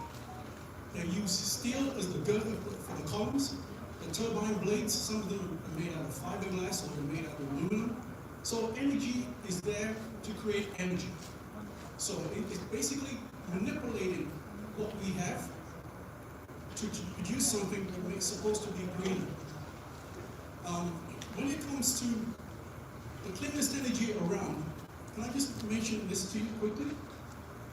Nuclear is the only energy that is clean. But the problem is the ramifications of the waste of it is the problem. And so, what is nuclear energy? Nuclear energy, all we're doing is boiling water, create steam, which then is passed over turbines, over a generator to create electricity. Those turbines, the generators have to be built. It needs energy to build these things. It needs the materials such as iron ore, the aluminum, everything has to come out of the ground. The processing needs energy. And so when I say to you that there is no such thing as clean energy, because it requires other resources and other type of disciplines to create it. And so these are the things I wanted people to understand. When somebody tells you green energy, there's no such thing. That's my... Thank you very much. Appreciate that. Because of time, that we want to make sure we allow a lot of questions, but that's a very good response. Thank you so much. Maud, you want to go? Thank you very much. So I feel very honored because of all the speakers who've spoken today, and I think getting examples of case studies that have been done in the likes of Liberia, in the likes of Ghana, has been a great plus for me here, sitting here. I come from the tourism industry, and we've been focusing a lot on how there's been an intersection between the industry and climate change, and focusing on education. But one thing I think I did not hear amongst the speakers today was, how do we bring the informal sector into this conversation? How do we educate those people who we have in large numbers on the continent, and who in essence are the people that we need to be getting to at this stage, because we're not going to make those NDCs without including them. We can talk at government level, we can talk to private sector, but we need to pull in the SMEs, the informal sector. One of the things that I see as I crisscross the continent in Africa is that these plastic bottles are a menace, an absolute menace. And how we ended up with our own local people now beginning to believe that water is not water if it doesn't come in one of those plastic bottles is a great one. But that's because as governments we have not made sure that clean drinking water gets to people. And remember that the people who are actually selling the water in these bottles are small businesses. So I think it's incumbent upon us at this stage to also start making sure that in this conversation we bring them in and include them. And of course, they are the indigenous people of the land. Thank you. Thank you so much. Thank you so much. All right, so let's see here. Nikome. Nikome, Gabriel Nikome Adams. It's a very, very, very, very good friend of mine. Well, I wouldn't even call him a friend, he's beyond that. Very smart. He looks young, but he's very intelligent. I'll leave it now. Nikome, please. Thank you very much. I've had the opportunity to listen to the speakers, and with particular reference to Professor Adonama Brown-Okwuchi, who is a revered and well-respected climate scientist in Ghana, who is championing our environmental efforts to ensure that we are able to mitigate the effects of climate change, particularly with the environmental sanitation situation we have in Ghana, which is also peculiar in most African countries. But I would like to also see that in the past, when I started primary school in Ghana, for example, we were being taught, subjects on environmental studies. Currently, as I speak to you, that environmental studies curriculum has been taken out of our educational curriculum. We do not see our students today, the kids from their formative years when we were taught, how to keep ourselves with the personal hygiene issues. We were taught about the environment in general, what we need to know about environmental education, and that's really helped us shape our thoughts and minds about how we can personally, individually contribute towards ensuring environmental, sanity in our various communities. Today it is not there. If I walk around, travel around the world, recent times I've had the opportunity to travel to some countries, and I see how kids are able to, keep refuge, walk straight to the dustbin and drop it there. In some parts, even in the advanced countries, you see an inscription written on a refuge. It says, put in the bin. And you see a very educated person putting down in the bin. So it boils down to all what we're talking about, and we are talking about environmental education and lifelong learning. We are not only looking at the present generation, but how to sustain the whole, knowledge of protecting the environment. So it boils down to the future generations, and that whatever steps that we take, we must program in such a way that the future generations will be able to continue what we are doing to ensure sustainability. So therefore, I was very much impressed with the detailed presentation made by Professor Adonama Brown-Okwuchi. And I'm thinking that she'll be able to tell us how the EPA is collaborating with the international partners to be able to bring this education that we are talking about in the schools. It's very, very important. But I have a question for Prof. Prof, in my country, where me and you are coming from, and most parts of the world, they have this challenge about enforcing legal frameworks that are being put in place to protect the environment. And like I'll give you an example, that in some African states, even in some of the European countries, you will see people. I recently watched a clip, and this is one of the states in the US, either Florida or something, where under bridge, you see people defecating live, while cars are also passing by. So it tells us that even in advanced countries, we have this problem over there. And it goes a long way to affect, the future generations there. When it comes to enforcement, we have a problem in our country in terms of, legal frameworks that have been put in place to sanction or to be able to ensure resilience in this climate fight.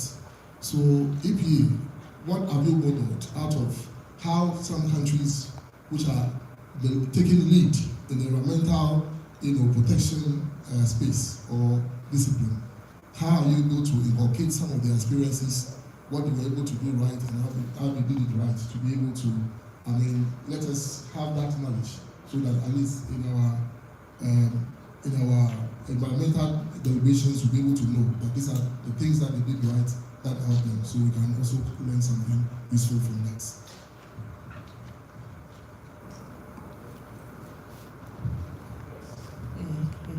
So thank you for the the question and the nice comments earlier on. So what EPA does, one of the work we do is to enforce the regulations that we have passed in the country. So we have different types of regulations that we work with. It's a very difficult thing to do, enforcement, so we admit to that. Especially where you have family members, you have political powers. That's when you have, let's say, doing your work, then you get calls from the top to say you should let this one go or look into that one. It makes the work very difficult. But I believe in the fact that we need to provide an enabling environment for our citizens. So where you have created a law or a guideline to say you don't need to use this route, it means you have to provide an alternative for the citizen to use. It's pathetic that we have very beautiful beaches in Ghana, but then you go to the beach and then you find rubbish and people defecating openly at the beaches. It's very sad. It also means that the people do not have probably a decent place to use. That's why they do the defecation openly out there. So as government, we need to provide for the people the basic or the primary needs so that you can now enforce the regulation. It's a difficult area, as I said. People build on waterways. So where the assemblies have zoned an area that maybe this is a reserve, a wetland, or a road, or a waterway, so it has to be left clear. You still find people building on waterways, in fact, filling wetland to build on. You try to educate, the powers will go ahead in doing some of these things. In fact, largely, it's people who have the money and people who have the political power who actually flounce the rules. So enforcing such becomes difficult. But there are times that we do mass compliance monitoring, mass enforcement, making sure that it doesn't matter who you are. This is the thing we are doing this week, for example, for maybe the whole week. This is the area we are checking compliance. So before you even called, if it's a demolition you have to do because you are built on waterways, we go ahead and doing it. So we try, but then we have some challenges. Thank you.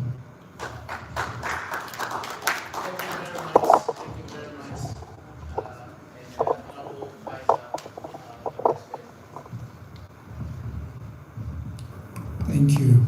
I would like to thank the organizers, Kumome, Adam, and the volunteers. It was an excellent presentation this afternoon. I have learned a lot. The speakers talked about the challenges, issues of the environment with regard to the Environmental Protection Agency and the challenges that Ghana has at the moment, and also other examples of learning of how to integrate work and workers into the training of the jobs, in case of Liberia and Ethiopia and so forth. And what the challenge is, how do the young people, which is Africa now, the majority of the people are young people, how do we then think about work integrated learning, where not only the way you teach things, but how do we then identify the jobs of the future, where all the young people also are also learning at the same time. They are also working in the jobs that are ready, in case, in Wellington or other sectors. So that could be also something that we can talk about it. How do we integrate work and learning where there could be also internships, placements, co-ops, etc. Which also here in Ontario we're struggling with that also. There are so many jobs in many sectors, but there isn't a workforce ready into employed into that. So that's also one thing I think we can learn. And the challenge in the case of Ghana is that problems have been identified with regards to the plastic problem and the problem also the waste and sewage and so on and so forth. Now, what is missing for me, I think it could be also a culture of politics. I mean, Joseph has talked about the challenges of that. But also, how do you then ban plastics altogether and enforce it and have targets of the problem is clear, but what are the targets and what are the barriers to enforce it, to implement it? Thank you. Thank you very much, Honorable Hassan. Thank you. Thank you. And last but not the least, Chena.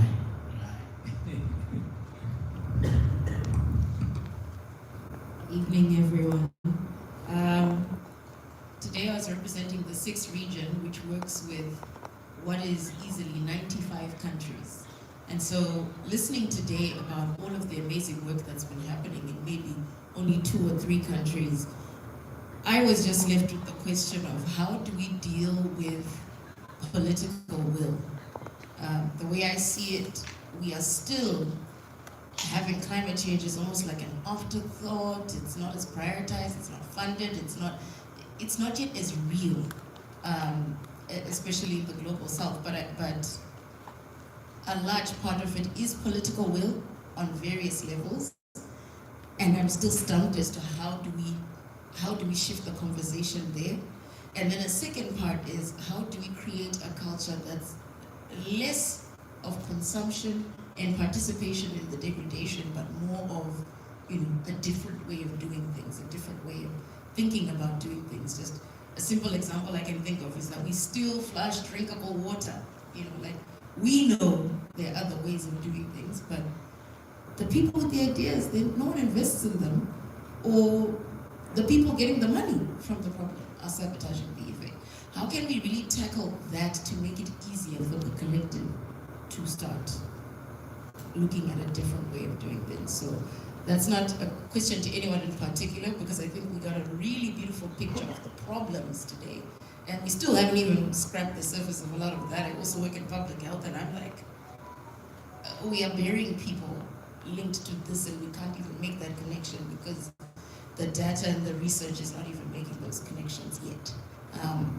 So that's the collective question I have, everyone, because that one keeps me up at night, the political will question. Thank you so much. Thank you. Good question. Good thought. All right, so as we dive into close to wrapping up, there are a couple of questions, like I said, about 25 questions here. I will try to probably pick 2 or 3 and then we can discuss it. So this is the top 3 that I have for you, Professor Kluge. So just take notes so you answer all 3 together, and then we'll come to Frank as well. So the first question, it says, is the EPA's regulatory authority being undermined by political and economic interest? So that's question 1. The question 2 says, should Ghana prioritize economic development over strict climate regulations, given its status as a developing nation? And the third question is, has the EPA failed Ghanaian communities most vulnerable to climate change, and should affected citizens have the power to sue the agency for negligence, especially with the ongoing fight against galamsey? Thank you.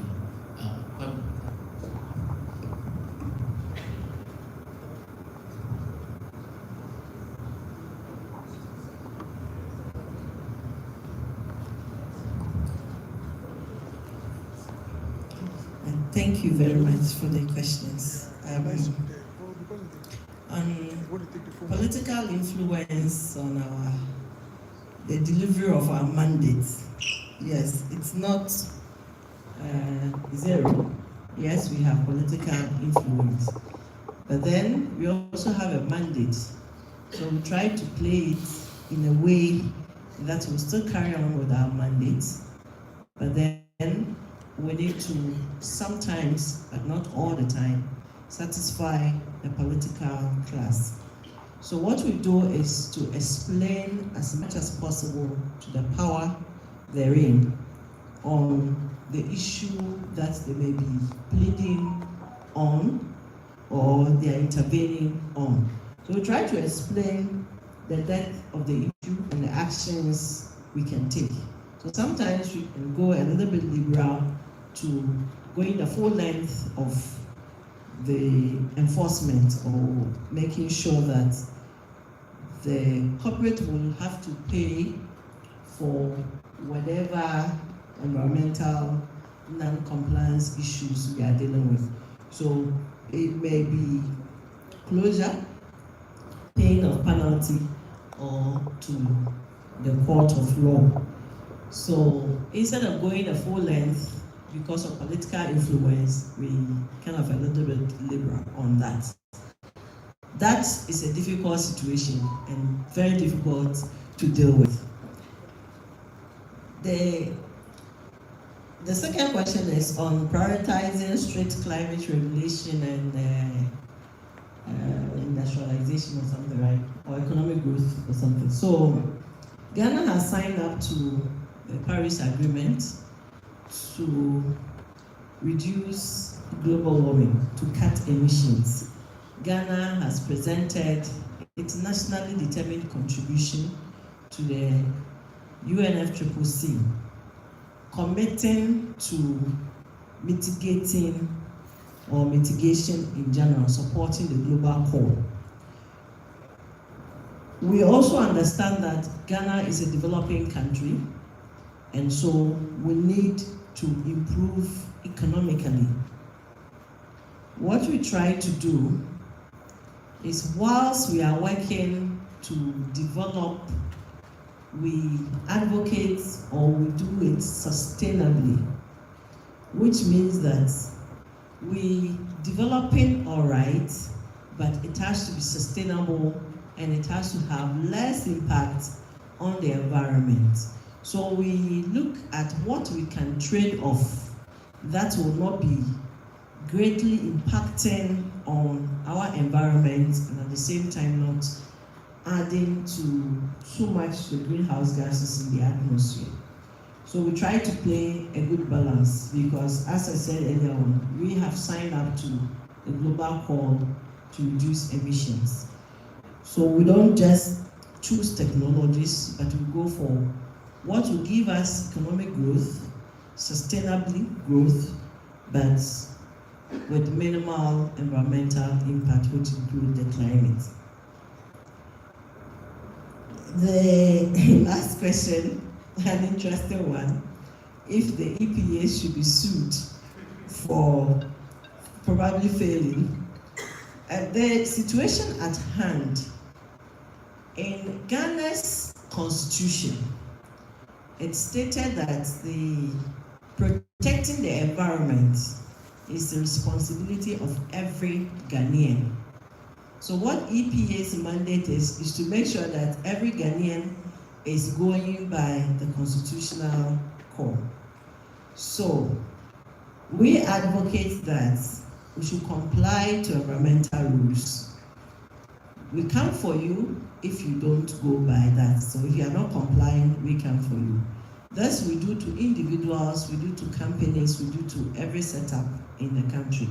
We actually believe that everything you are doing affects the environment. So if it's not affecting the air, it's affecting water or the land or something, which eventually affects food security, affects so many other things in the chain.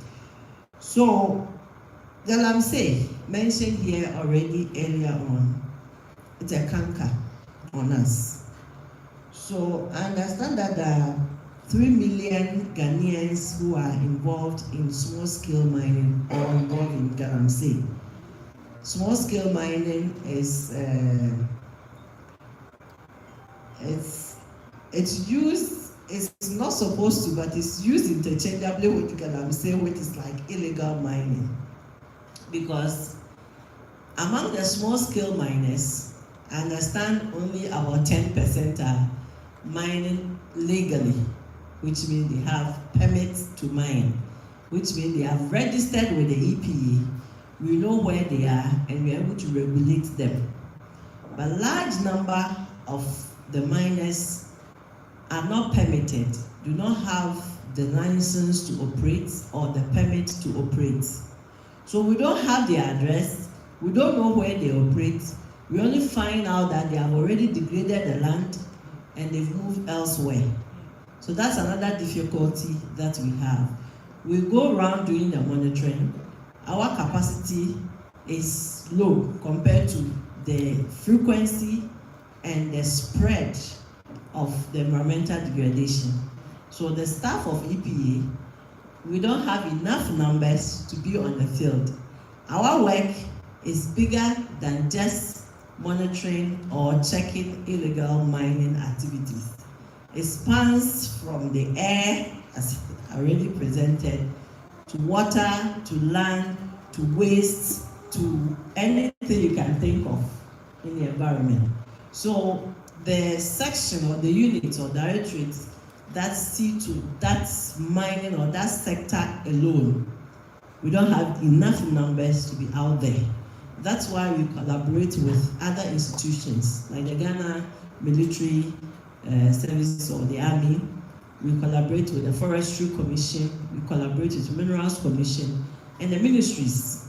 So Ministry of Environment, Science and Technology, Ministry of Lands and Natural Resources. We work together to improve our capacity in terms of numbers and resources to go out there in this fight. I wouldn't say we have failed. I would say that we need to probably improve upon the capacity at which we work. Maybe the frequency, the resources, they are all very important in the work that we do. Thank you. Thank you so much. Thank you. Thank you so much.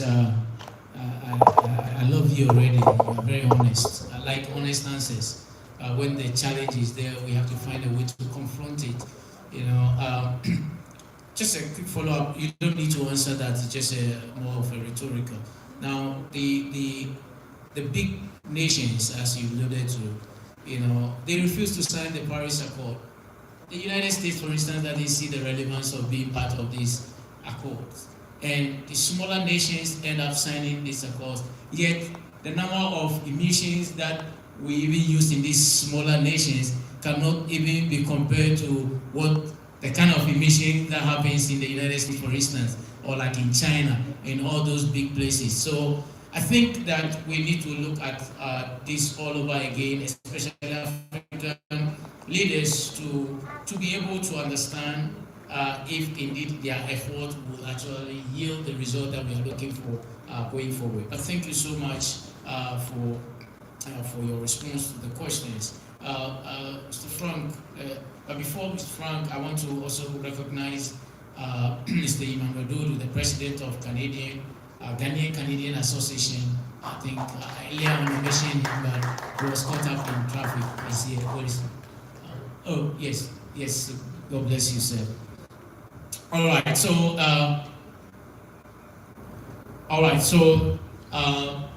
the next question is this, Mr. Frank. Again, I have about a lot of them. Just let's say the first three that I said. Do big corporations have any legitimate right to operate on indigenous land, even with consent, given the historical pattern of exploitation and broken promises? So that's the first question. The second question is, are indigenous communities obligated to sacrifice their land's rights for the greater good? when those land contains critical resources for global renewable energy transitions? And then the third question is, should indigenous communities have the veto power over national development projects, even if it means blocking economic opportunities for the broader non-indigenous population? Thank you. Yes, Joseph. Which question? Which one? Well, all three are for you. When it comes to corporations and the operations in indigenous lands, there should be something put by government in the sense of when you take something out, you have to put something back. My question to governments is that when a company registers with you to do work on indigenous lands, what I propose is that they have to put down a $250 million deposit in place. So that if you're going to take something out, you know, and you don't put it back, you're going to lose a portion of that deposit. And so that is one thing I think should be levied towards these corporations, even though the riches they gain from the extraction is nothing compared to what the indigenous lands are losing. And your second question?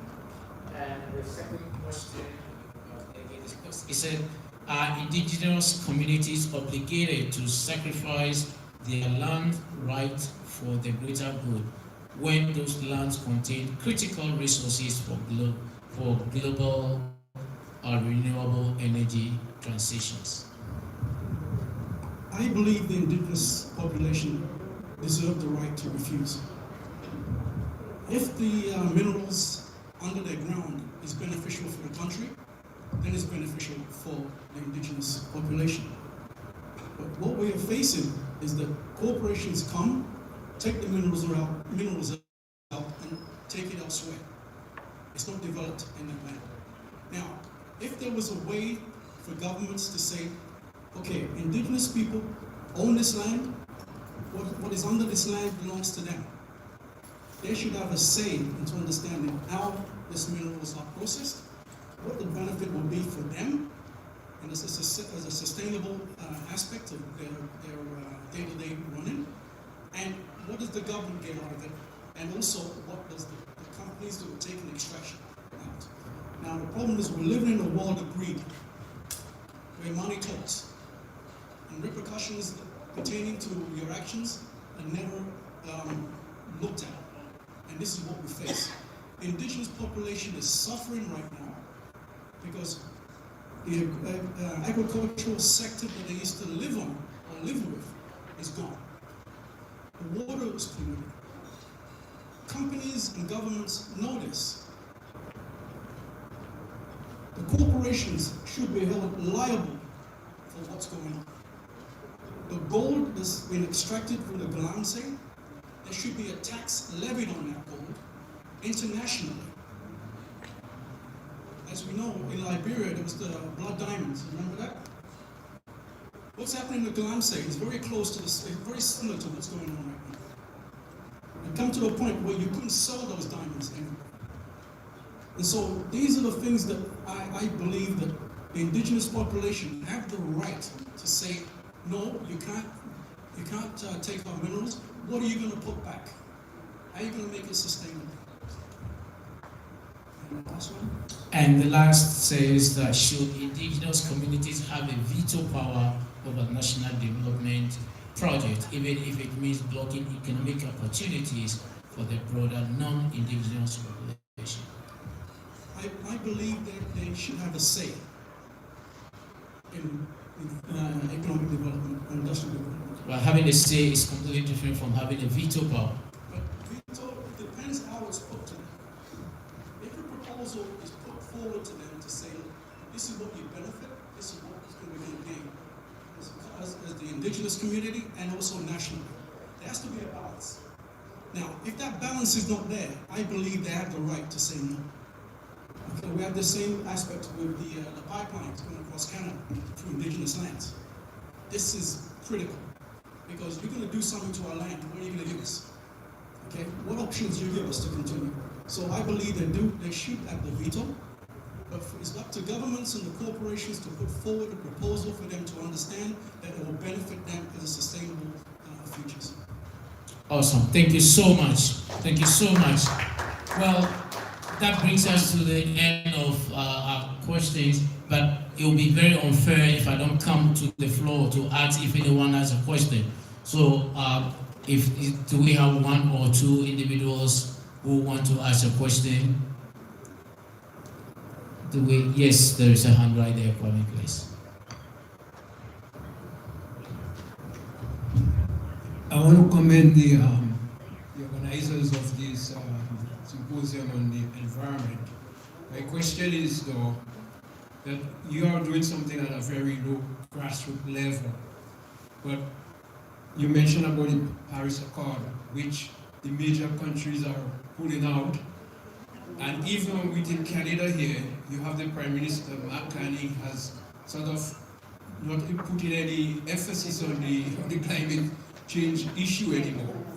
And then in Ontario, you have Premier Ford, some of the things that were implemented maybe 10 years ago that people was very serious about getting rid of plastics and paper bags, and they are bringing it back. Right now, Ford has brought back the paper bag into the liquor stores. So you guys are, you are doing something at the grassroots level here to address the climate change, but you are going against some very, very stiff currents that you're fighting against. So I want to know if you see any way of addressing this issue, because it's like, it's like a horse going against an elephant. Appreciate it. Thank you so much. I think the right person to answer this will be Honorable Hassan, because he comes from that environment. Thank you. I think we've seen the leadership of Ford. He has failed our province, and he flip-flops, he does this, he does that. And definitely the answer to this is more members of the community or every citizen getting involved and demanding change. I think that's the only way. Thank you very much. Yes, I will take the last question. Right. Thank you very much. My question goes to the CEO for EPA for Ghana. When will Ghana implement a ban on plastics, the use of plastics? And a lighter note, which is also a serious one too, the organizers, when are we also going to stop using plastic bottles? The organizers, Kwame, question to you. When are we going to stop using plastic bottles for water? We need to walk the talk. All right, thank you very much. So, Professor Kuti, I don't know if you heard a question. Kwame, if you can pass the microphone.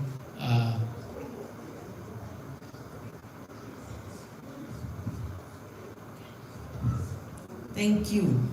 So Ghana is learning from other, especially African countries, like Rwanda, like Kenya, and how they went about the ban. In fact, Ghana has tried it before, in the past, banning single-use plastics, but it failed because there was little stakeholder engagement, and so we got a pushback from the public. What we are doing now is to define which type of plastic we want to ban. We can't do away completely with plastics. It's not possible. It's not going to be possible because there are a lot of products that are made of plastics. So what we are working on is the single-use plastics, especially the PET, the polythene bags, and all those ones. The single-use plastics. Even that one, there are still some types that we don't want to ban. So we are working on it as we speak to making sure that we do it right this time and achieve the desired results. So we are doing community engagement with various stakeholders.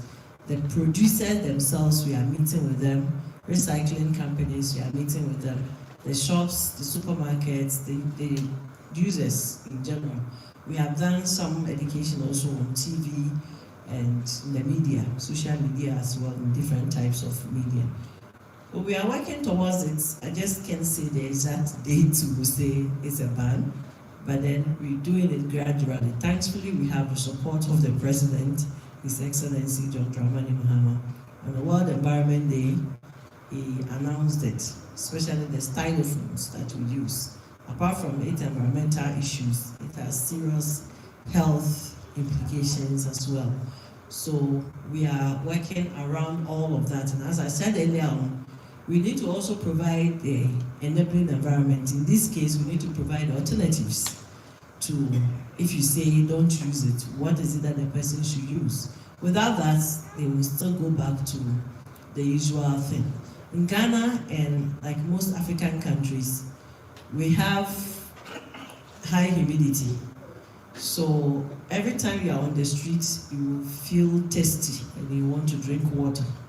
The easiest is to reach out for the bottle on the streets as they sell any vendor to buy from. Otherwise, it's the sachet one that's equally disturbed a lot, in terms of waste that you get to buy. So to go on that large scale of banning the sachets and the bottle, for example, then you need to provide alternative water on the streets as well.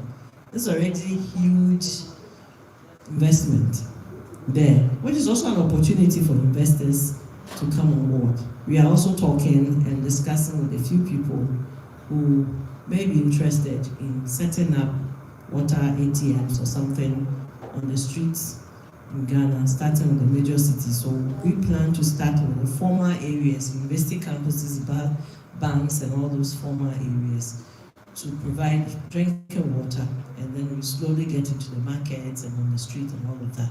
Hopefully, we get there. Thank you. Thank you very much. Now, you have a question? Okay, I'll give you the question.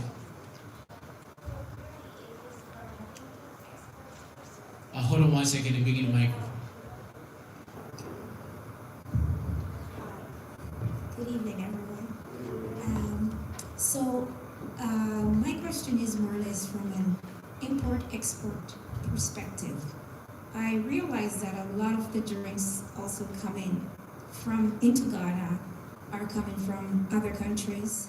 And with respect to some of the juice and water, the countries that are sending the drinks, the plastic bottles, how is Ghana addressing that to make sure that the bottles that are coming in are not toxic, and that there is a fine or some other alternative ways that they can bring their products into the country?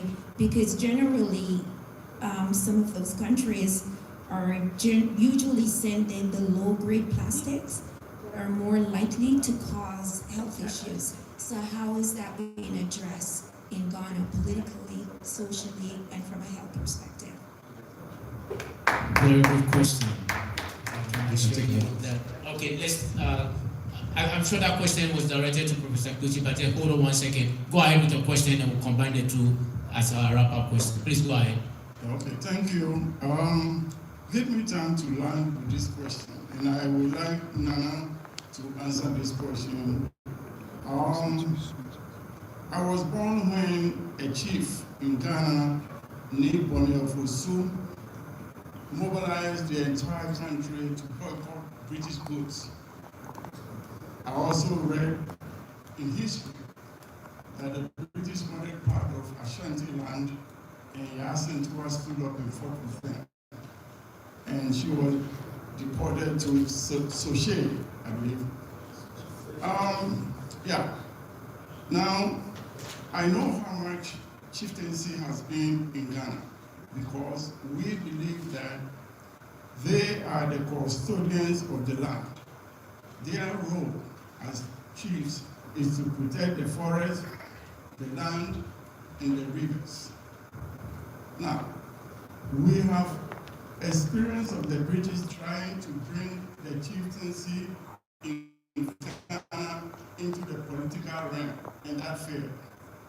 what has happened to chiefs in Ghana today, that they are not able to protect the land that have been given to them to protect as custodians. So if the chief has failed, we the people, where do we go? Because politics is not the way we protect the land. Chieftaincy is how we protect the land. What are the chiefs doing and what do they have in place for the protection of our water, our forests, and everything else? Thank you. Thank you very much. Kwame, you can take the microphone to Professor Kuti and I'll give this one to Ghana. Okay, thanks so much for this question. Yes, I was itching to come in even earlier when Mr.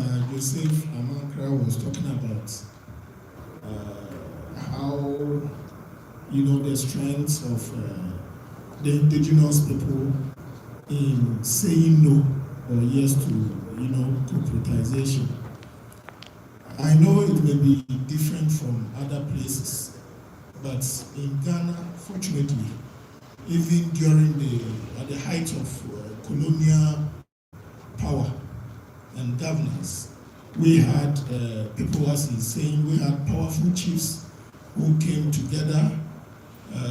We were fortunate to have one famous lawyer who happened to be the first lawyer, qualified lawyer in Ghana, called John Mensah Saba. He organized the chiefs, and then they formed an organization called Aborigines Rights Protection Society. They fought and actually even defeated the British colonial administration in Britain courts, and it was declared that Ghana's lands are not available. They are not ownerless lands for the British to take over, as they took over in some other countries. Yes, this authority has stood up till today. It has found presence in the Constitution of the Republic of Ghana, and even in our Land Act, Act 1036, backed by other cases for Hemin and Nigeria and Co. So yes, I can say that unlike other places, Ghana, if the chiefs were to say they will not allow some of these things, degradation and abuse, to happen on their lands, they have the authority, because the lands are vested in the stools, either in family stools or chieftaincy stools. So before they even come, they even go and say there is gold somewhere and they want to go and prospect. They will definitely have to see the landowner. Nobody can come to my land and start prospecting without my permission. And it's like that throughout the country, because the government doesn't own the land, except a few that the government has acquired from the stools themselves. So in Ghana, it is different. But the challenge we have is that, because of money, you understand, these people come with lots of money that these, chiefs you are mentioning, some of them can only dream of. So when they see such amount of money and overnight wealth like that, then they become attracted, they look the other way, and this, abuse and distraction goes on. So sadly, this is the situation that we face. And it is part of the vision of EELL to get these same chiefs, encouraged to be at the forefront of the struggle against this, environmental degradation, and this is what we are fighting towards. And I hope as we progress, we will find more traction from the government and people like our EPA CEO who is a believer in indigenous knowledge and approach to the fights against environmental degradation. That will make progress to a point where chiefs will not even be encouraged to get into that at all. Thank you very much. Thank you very much. And let's hear the last word from Professor Kwechi. Thank you very much. So Ghana has the National Plastics Management Policy, which guides us in the management of plastics and plastic waste. So in terms of importation, we have controls at the ports already from customs. And then since I assumed office, I realized that our presence at the port of entries into the country was low. In fact, we didn't have offices at the port of entry. So we have established offices at the port of entry. So the main port of entry, the borders of Ghana, we have now established offices there so we can have control over what comes in and what is of compliance to us, or what we allow and what we don't allow. Until then, even with the Ghana Customs, which they have the list of things we allow, the goods we allow and those we don't allow, we feel that our presence will help with this work better than what we have initially relegated to customs to do on our behalf. So we have set up offices and it's helping us. So where we reject materials, it goes back to where it came from. And we have the power to do that as well. So we try to do these checks, but I mean, we all understand that sometimes we get smugglers through the country. We have seen or seized a whole truck, a tank of cyanide. It's a chemical we don't allow its individual use. It's only the large-scale mining company that use them. So we track them from the ports through. So before we set up offices, we got these trucks moving from Burkina Faso through the northern part to inland to come to the country. And so these are some of the ways people use to smuggle goods that we don't allow in the system. But as we have set up offices in these port of entries, it has gone down tremendously. Thank you. Thank you very much. Thank you very much. All right, so at this point, I want all of us to give a round of applause to ourselves. We've done wonderful. We're working with the time. We're starting at 4:50 and end at 8 p.m. And I just look at the clock and it's 7:58. So we are 2 minutes shy to our end time. And I think this is the right time for me to take the opportunity to, first of all, thank each and every one of you for showing up. I also want to thank our panelists for being here, taking notes and putting things together. Thank all of our presenters for the papers that they presented, and we look forward for a wonderful day tomorrow. Tomorrow is going to be the whole day from 8 a.m. till the evening. There will be a hybrid section. We have presenters presenting all the way from India, from Zimbabwe, from Zambia, Kenya, the United Kingdom.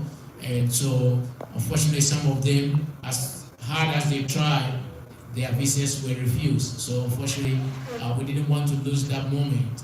And so, we are giving them a virtual platform as well as in-person platform. So, tomorrow is going to be a long day. So, please come prepared and all that. On behalf of the organizers and on my own behalf, I want to once again thank all of you. And on behalf of our chair, Nana, and Kwame, I will say thank you to all of you for coming, and we look forward to seeing you tomorrow. I think it will be a good time for us to take a group photo, Kwame, if that's okay with you. And then if you pass this side, you know you are going to your car. If you go this side, you are going to the bathroom. So keep an eye on that. All right, thank you once again. It's a pleasure, and I'll see you all tomorrow, God willing. Yes, please, let's come to this side for a group photo.